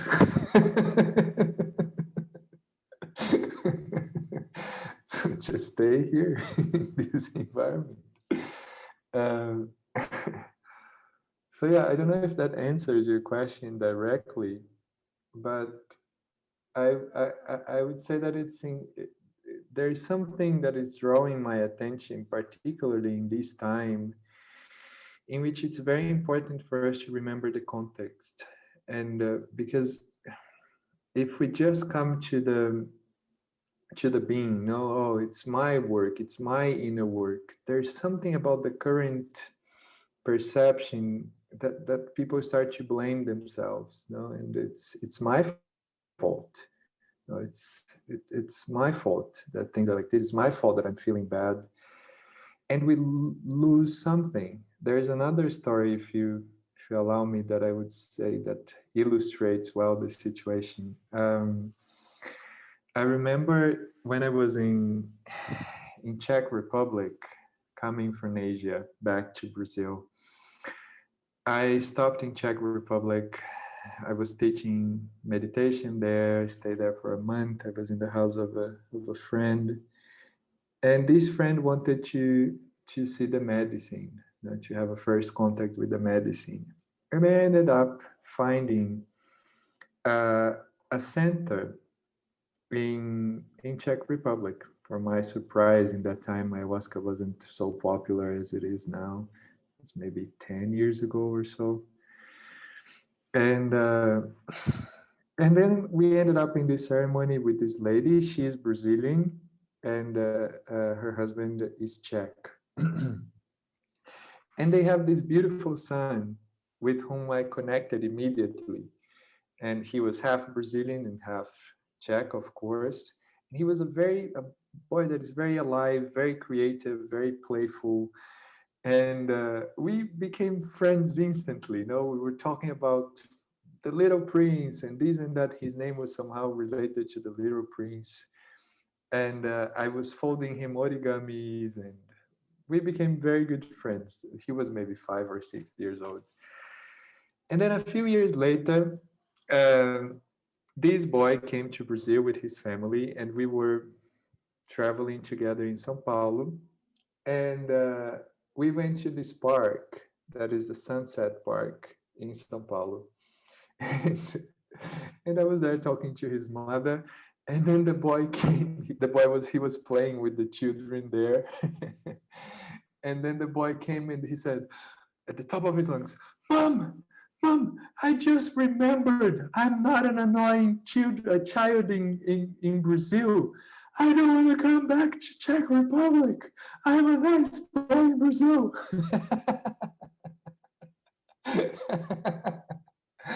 That was so beautiful to see, you know, how, of course, he had all this energy. He wanted to interact with people. And in Czech Republic, he was seen as the troublesome guy that is not well educated or this and that. And in the right context, he was flourishing. So to really try to finish answering your question, I think it's both.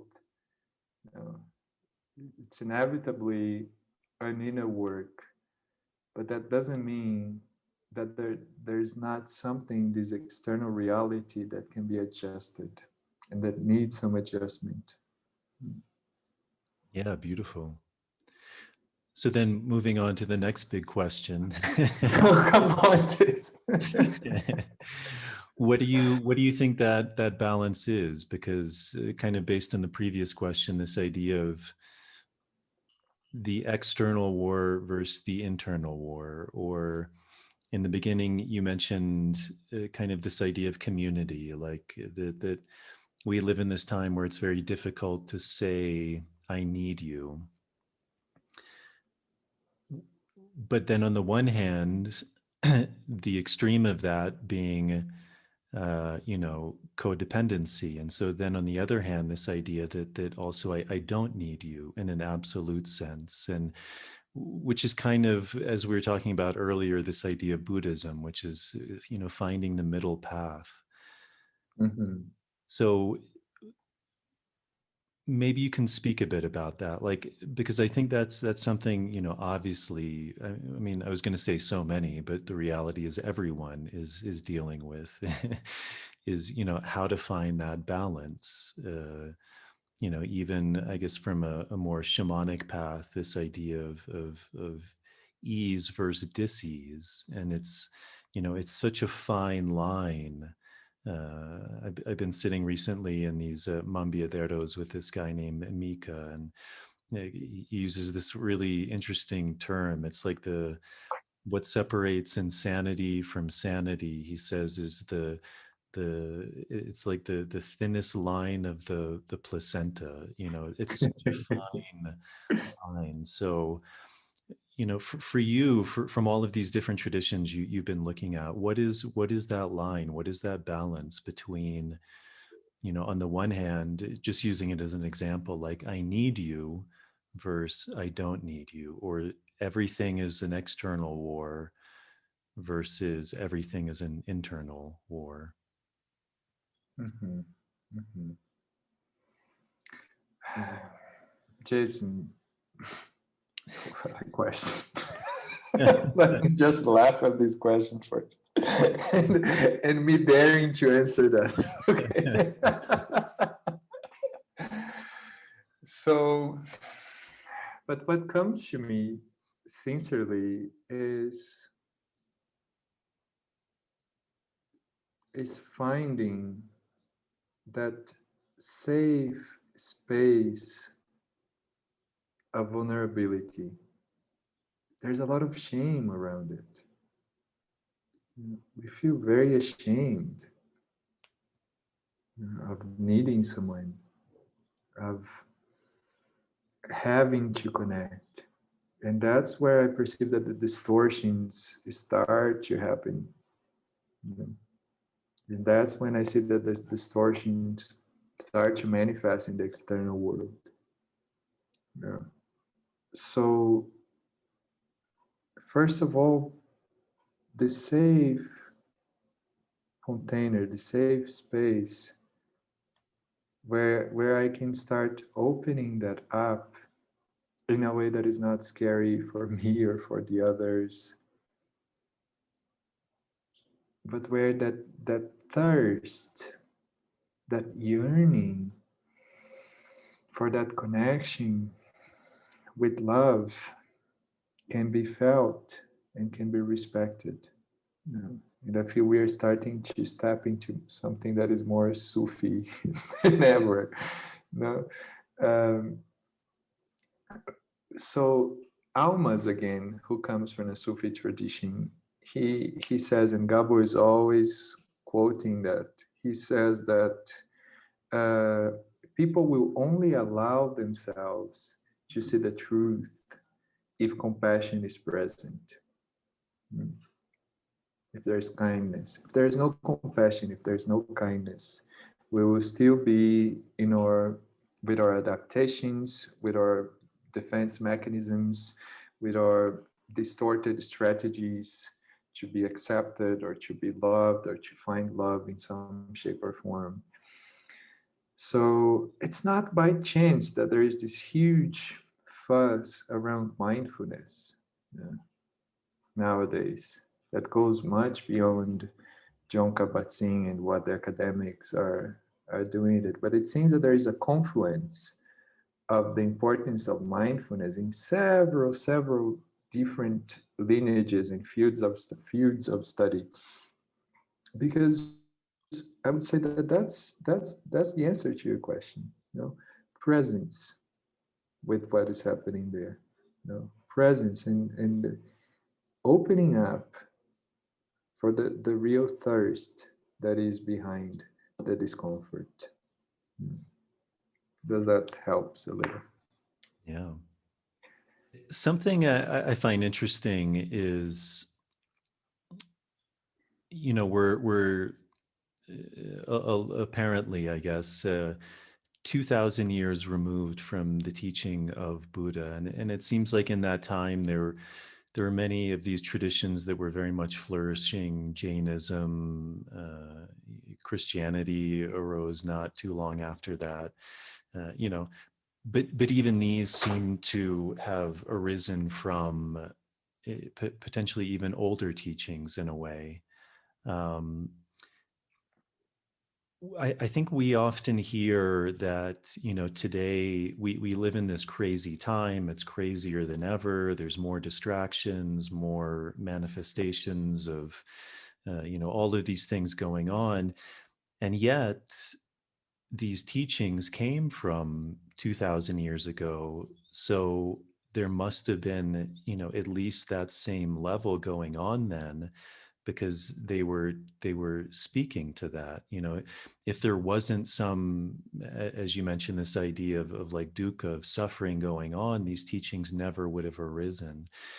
Do you think these are just timeless teachings, that they always exist throughout humanity? Or do you see, I mean, maybe this is something you've never thought of, but, or do you think there's also this kind of cyclical idea of time where there's periods where there's a deep need for these teachings, and then they begin to arise? Because, you know, certainly in this time, a lot of these teachings do seem to become being made manifest again, whether that's simply out of a need or a facilitation of things like the internet, where these are becoming more accessible.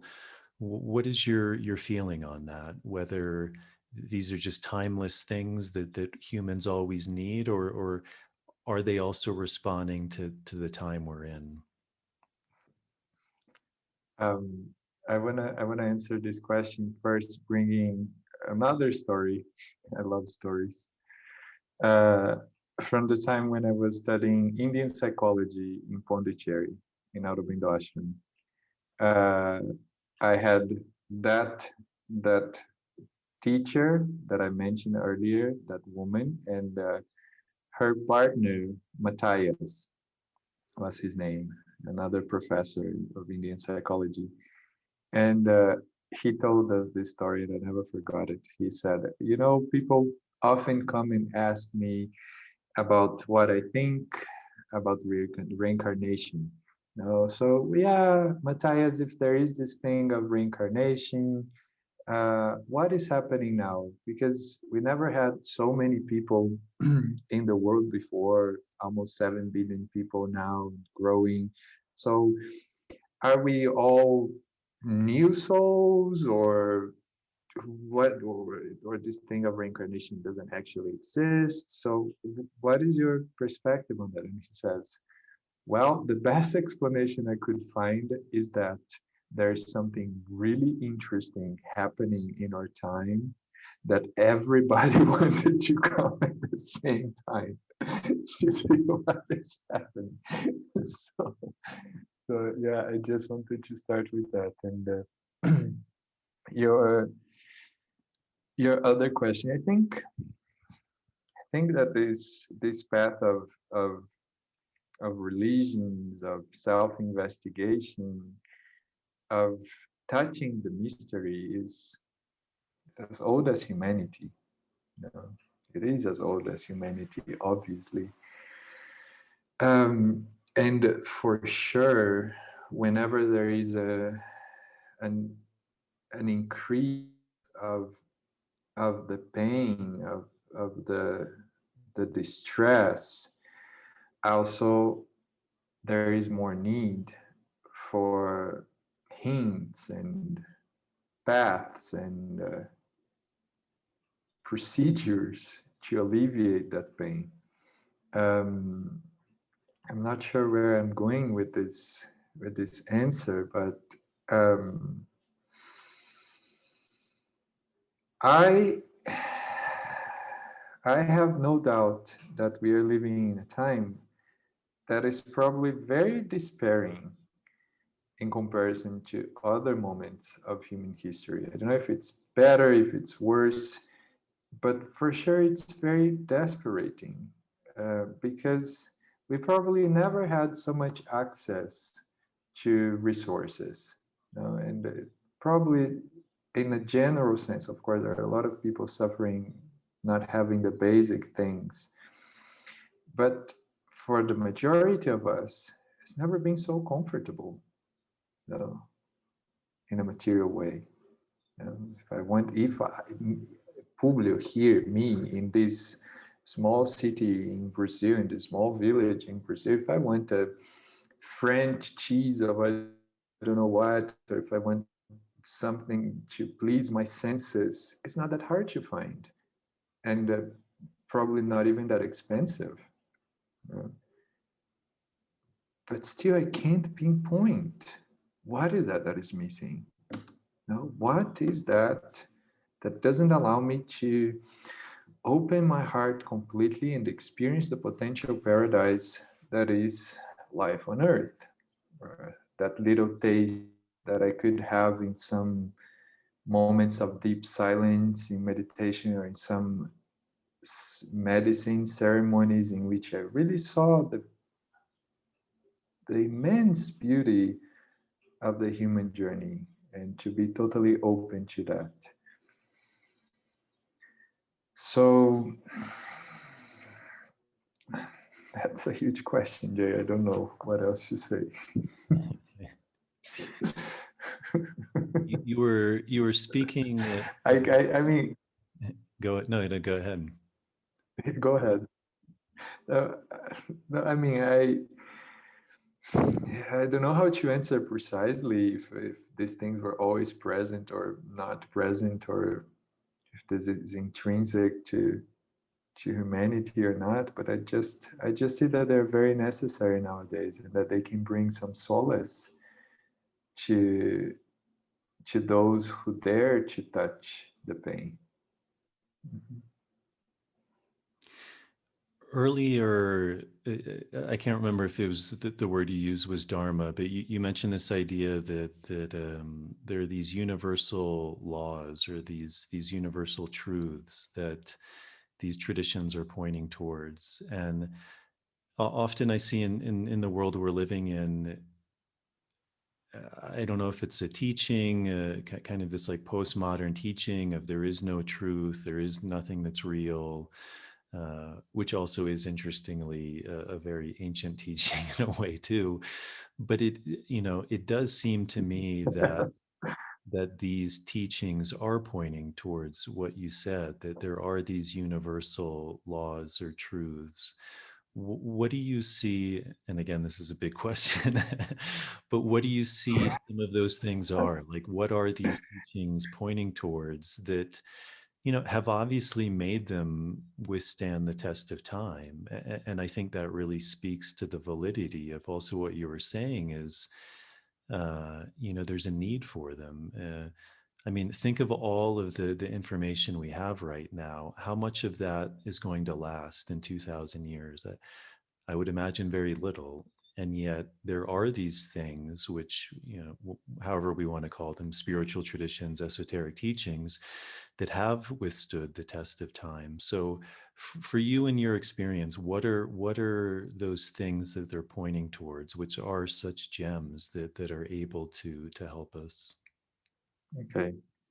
Um, I would say that for me, it's very difficult to let go of the perception that there is a mystery. It is mysterious, this reality. Although we try to normalize it and to go and have our coffee and to eat bread and to swim and to make friends and to normalize the situation, it is intrinsically very mysterious, this reality. I mean, I can move my hands, I breathe, and I have feet, and we eat, and this is digested by the body, and there's these nutrients, and it's weird. It's mysterious if you look at it in a in a sincere way, in a direct way. And I was hearing a physicist talking a while ago, and he said, "Hey, I don't know, but the probability of this reality happening just randomly without any law or any kind of orientation or guidance would be the same as," I don't remember who was the physicist. It was, I think it was in a TED talk or something. It's the same, the probability of this being random, it's the same probability as if we put a bunch of metals in a big container, this ship containers. We put a bunch of metals and some materials there, and then we start shaking it for a very, very, very, very long period of time. And we hope that from this shaking of these materials, a perfect airplane Boeing will come out of it. So that somehow speaks to me, and that somehow, as I perceive the Dharma, the universal law, it's interesting because it's not forcing us to something, but it seems that it's kind of gently, patiently guiding us towards some realization or some kind of perception of something.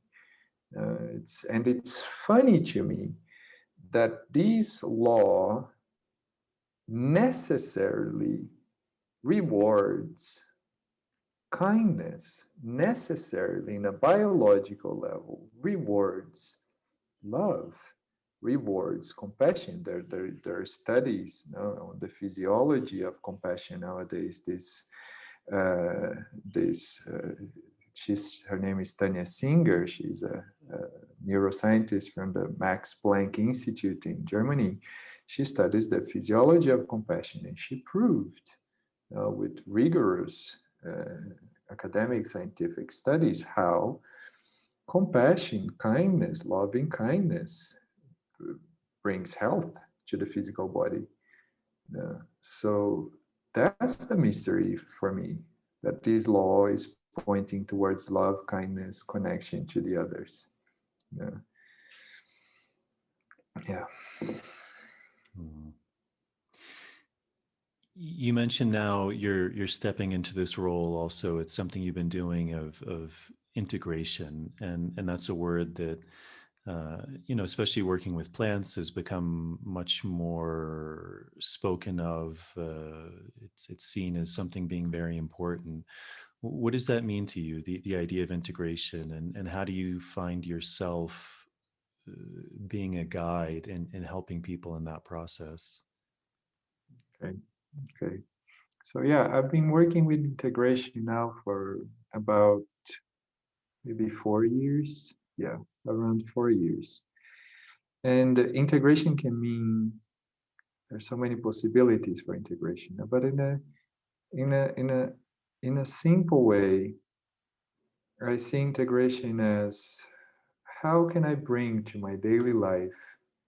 How can I ground the teachings of a plant medicine work, of a psychedelic assisted therapy, or whatever? How can I really ground that in my life?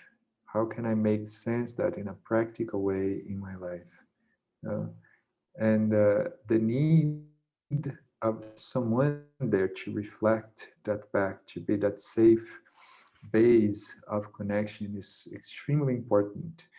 Because what happens to most of people, what happened to me, uh, uh, in a time in which no one was talking about integration, I had to learn that by myself. So I came directly from Peru, from the jungle, back to a university, to that context that was not at all welcoming to that. And I had to survive and to keep that flame of my heart, of what I've seen, of what really helped me to feel healthier about myself in this reality of life by myself.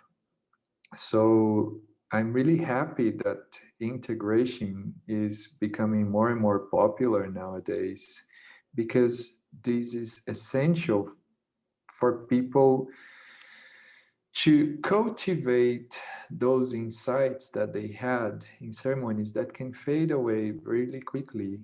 Um, and not, I wouldn't say exactly fade away, but they can start, people can start to doubt and to question that and to come into very difficult inner spaces, because they're more sensitive, they're more open, they're more vulnerable after those experiences.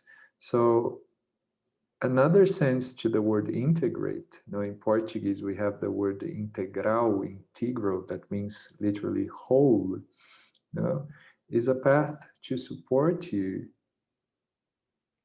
in reconnecting with your wholeness, with all the aspects that are part of you, that have been suppressed or denied or disconnected. So it's a very common thing, as you might know, Jay, that people, after deep experiences with ayahuasca, they come back home and they have a sense that they need to change everything. Yeah. They need to change their job, they need to change maybe a relationship, they need to move from where they're living. And that can be a very scary process if they're alone in it, if they have no reference or some sort of guidance. So I would say that one of the most important aspects of my work as an integration therapist is that sensitivity and that being present with the person, really offering that space to them and reminding them that there's nothing wrong with what they're experiencing. Finding that compassionate space to help them to listen more deeply to what are the needs that they're finally hearing more louder now after such experiences. So yeah, integration is a huge subject. I see that we are still beginning, to structure it better collectively, to understand better the nuances of this practice. But it's certainly something that I'm dedicating myself more and more to it. This is my main work nowadays, and I would say that this is my specialization. Yeah. Are there certain tools that you found to be very beneficial that you find yourself working with in your own practice, and also having, also worked with many people through plant work, maybe kind of as a reflection, you've seen that they've been able to implement certain tools that have really aided them in that process? Great. I gave many levels to this question. I would say that definitely having any kind of practice, mm, independently of what that could be, but having any sort of daily practice that gives the person uh, a center of gravity in their days. Could be only sitting down and taking a few breaths for 5 minutes a day. Could be having a structured prayer regimen or something. Could be a simple yoga practice. Uh, so independently of what it is, I usually encourage people to find that moment in which they can come back home on a daily basis, in whatever means that can happen to them. Another practical tool that I see that has resonance with virtually everyone I work is a work of self-compassion that is becoming more and more popular now, especially because of the help of a researcher, Christine Neff. She's a professor from Austin, Texas University.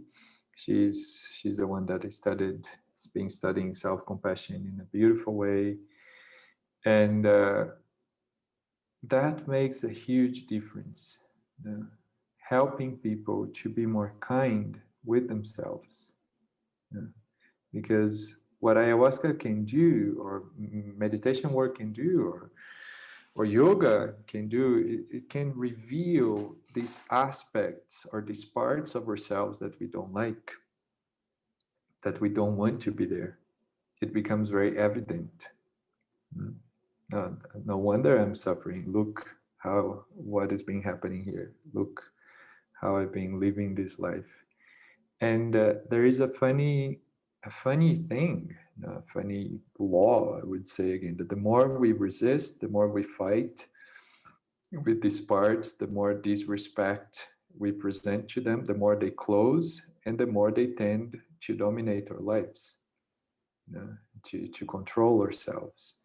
And the more kindness, patience, willingness to connect with them we demonstrate, the more they start to reveal their hidden needs behind, what we never heard, or what there was never space to that. And so self-compassion, and practices, is a tool that I offer and I discuss and that I encourage with virtually all my clients. Yeah.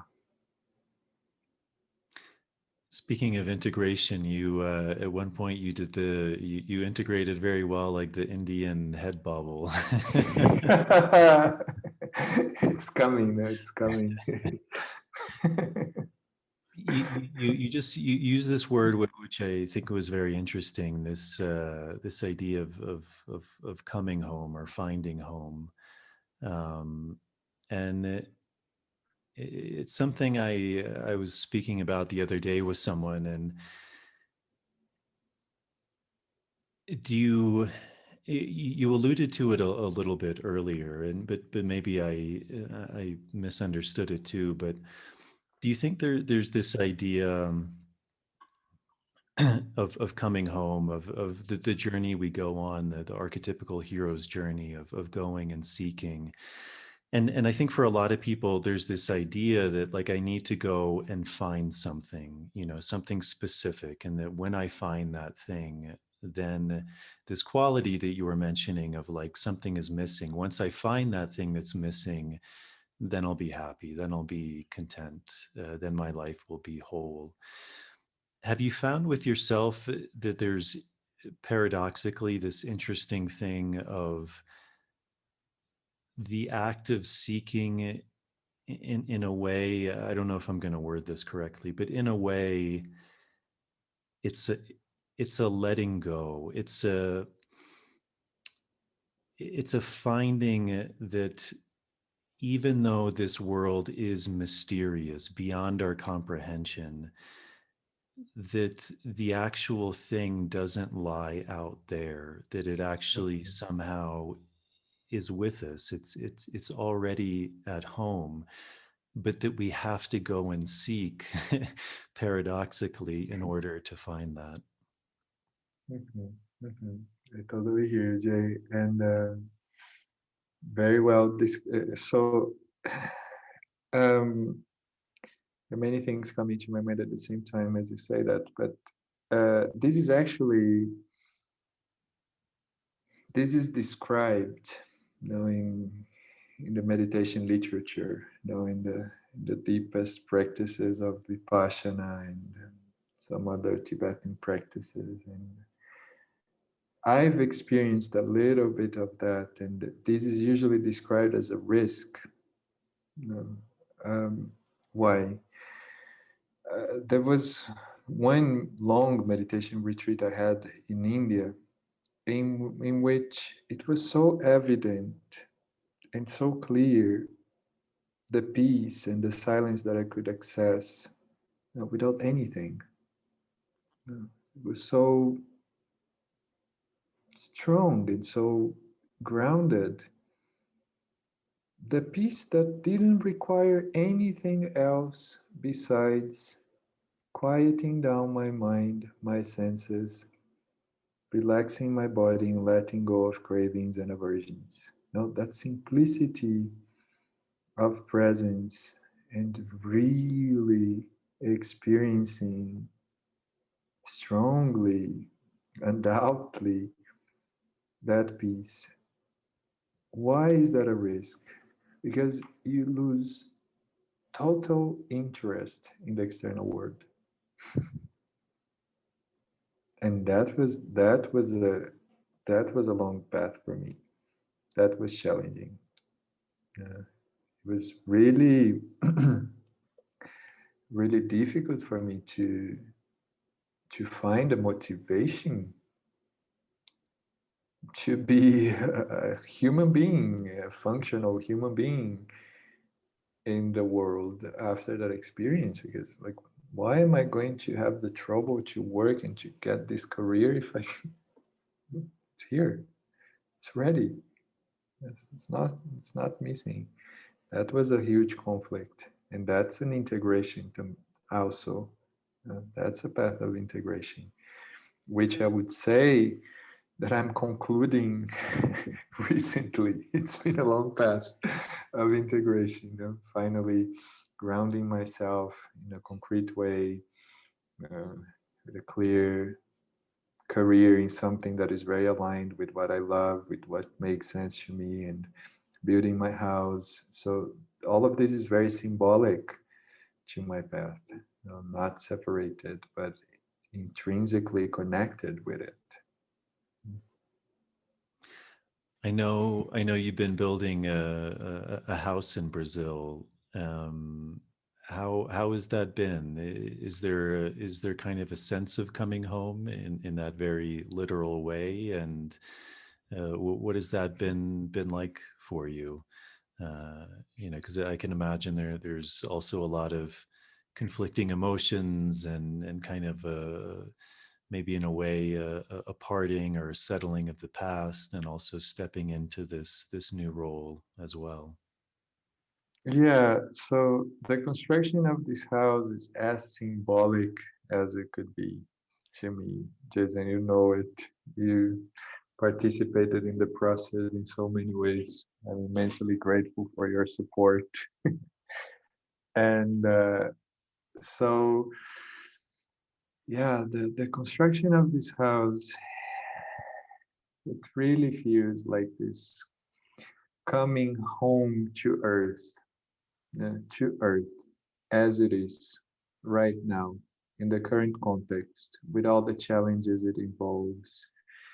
Um, I could say that a lot of my life, especially because of this time in India, of the deep connection with Buddhism and even with the medicines, for a long time was a path of transcendence.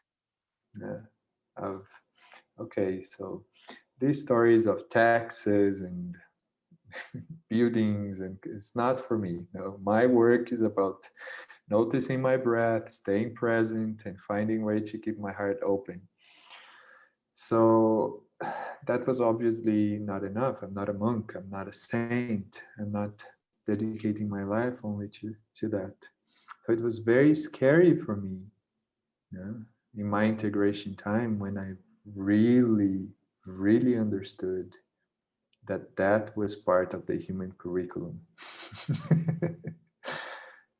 As Ramdas talks about it beautifully. Ramdas was always very frustrated because he would say that he would always come back to this reality, that he would do all these journeys, all these retreats, all these meditation practices, and then he would always come back.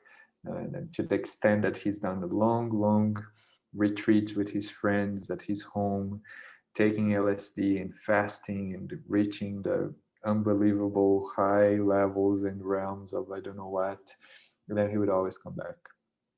And then he finally met Maharaj, his teacher in India. And he went to talk to him. So, hey, Maharaj, explain the situation. I always come back.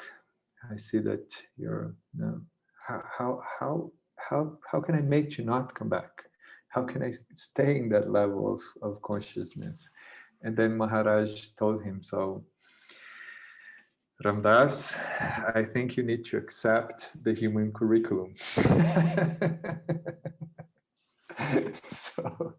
So the building of this house for me represents exactly that, accepting the human curriculum, accepting my limitations as a human being in this body, with the challenges we all have, and being humble with it. Yeah. So it's not been an easy process, but I've been learning a lot. Reminded me of this story. At a certain point in my life, I was also very interested in yoga, and I tried many different paths, and I became very interested in Ashtanga, and I found this teacher, Richard Freeman, and his wife, Mary.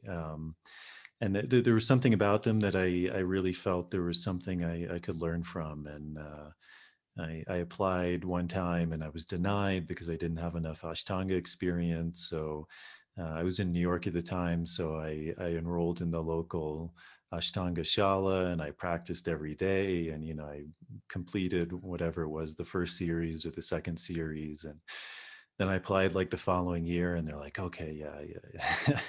I think you're ready. So I came but it was very funny because there was this one time and he had a lot of repeat students, and one of the repeat students was saying something like, Richard, I'm still suffering. I don't know what's going on, and da da da da. And I can't remember if it was a guy or a lady, but he turned to them and he just said, I think you need to get a job.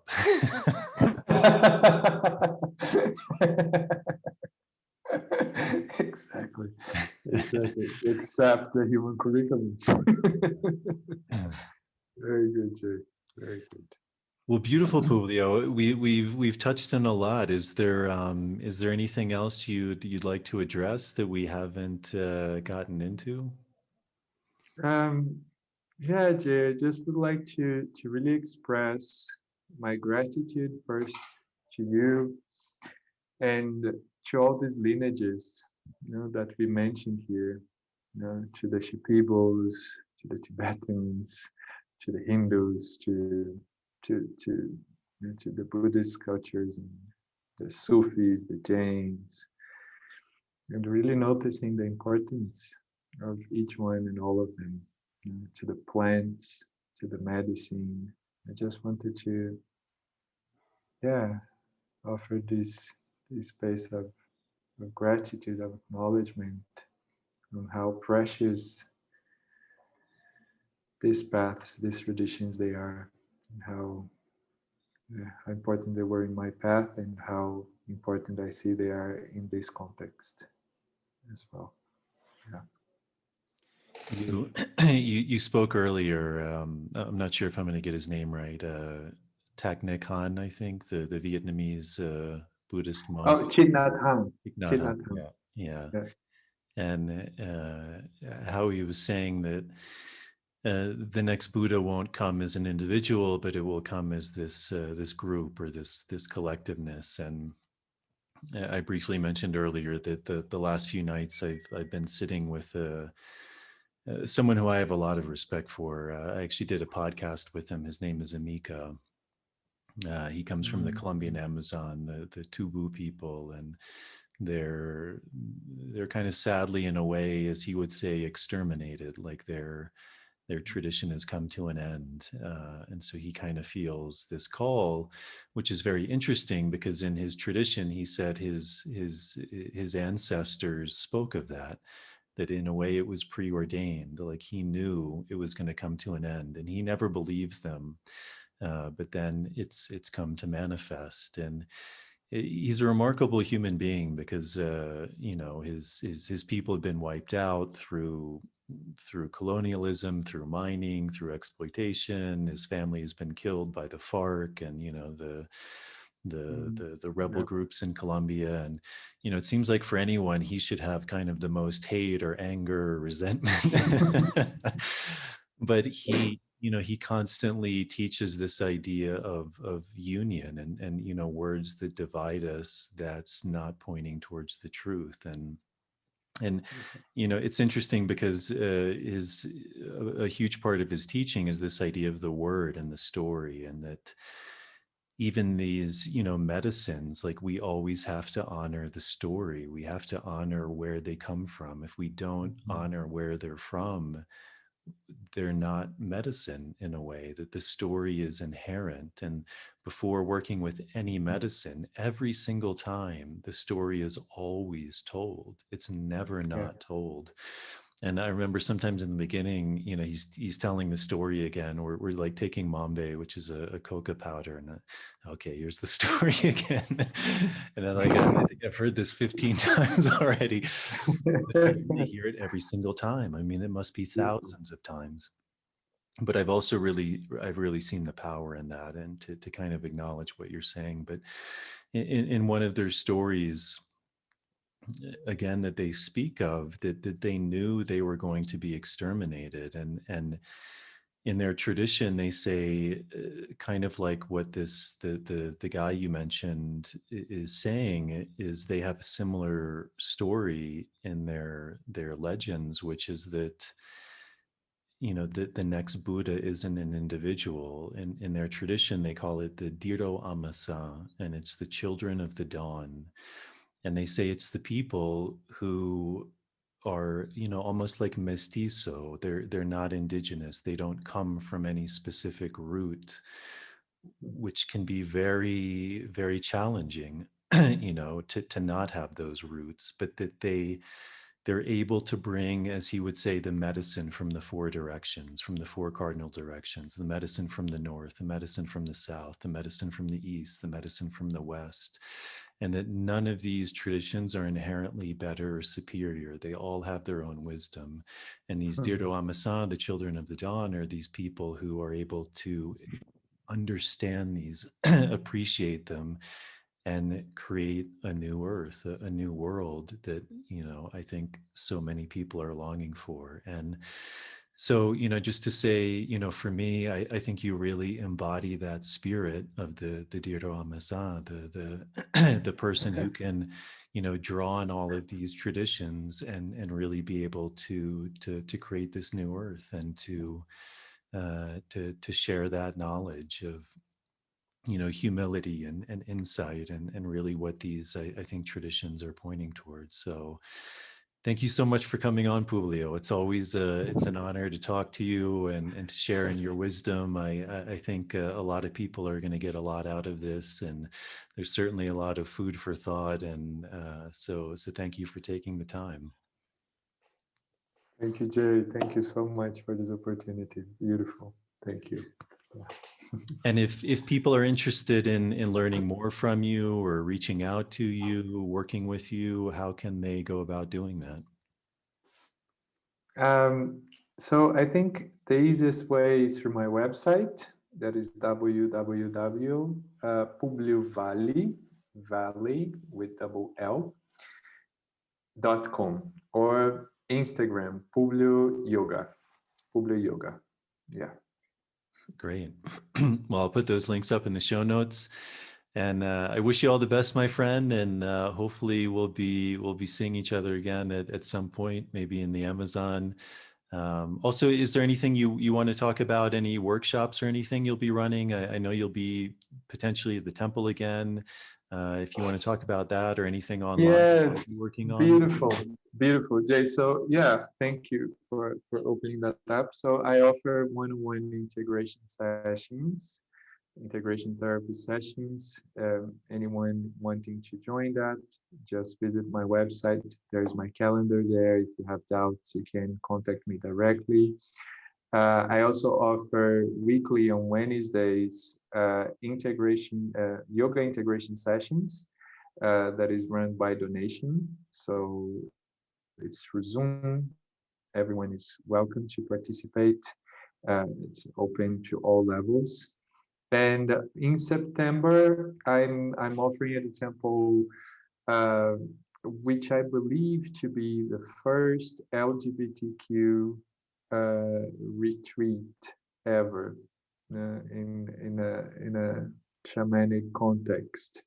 It was an old yearning that I had also to create a safe space for people in the LGBTQ spectrum. That from my perspective, I being gay myself, I see how much wounds and how much shame we carry around it.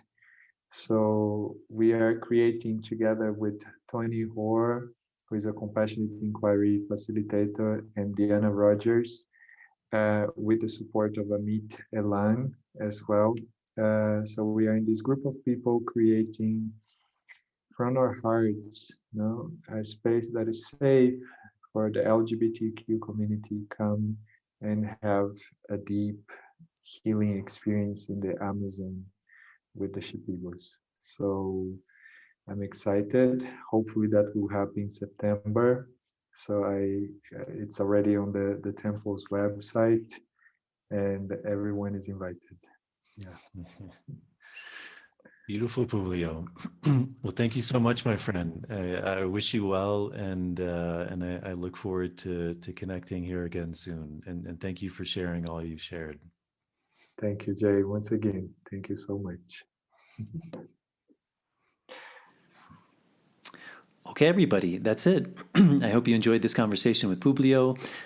We got into some really deep topics, and I hope you all really got something beneficial and beautiful out of it.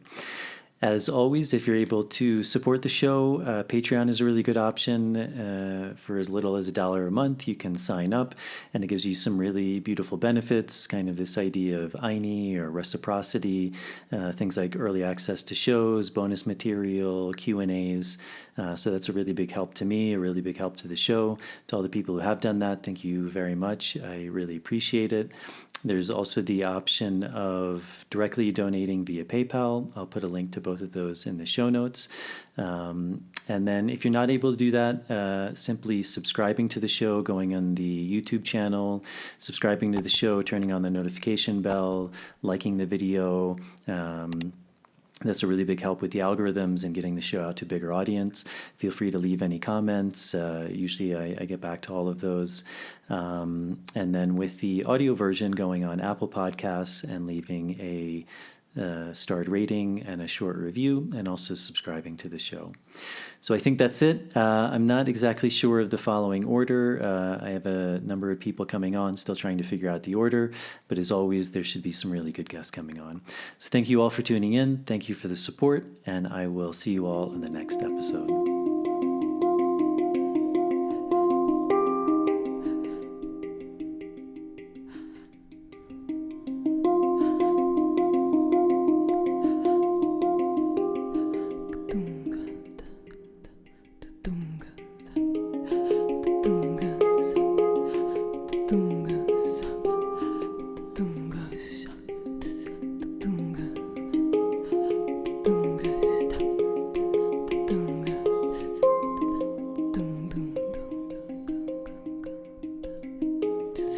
tum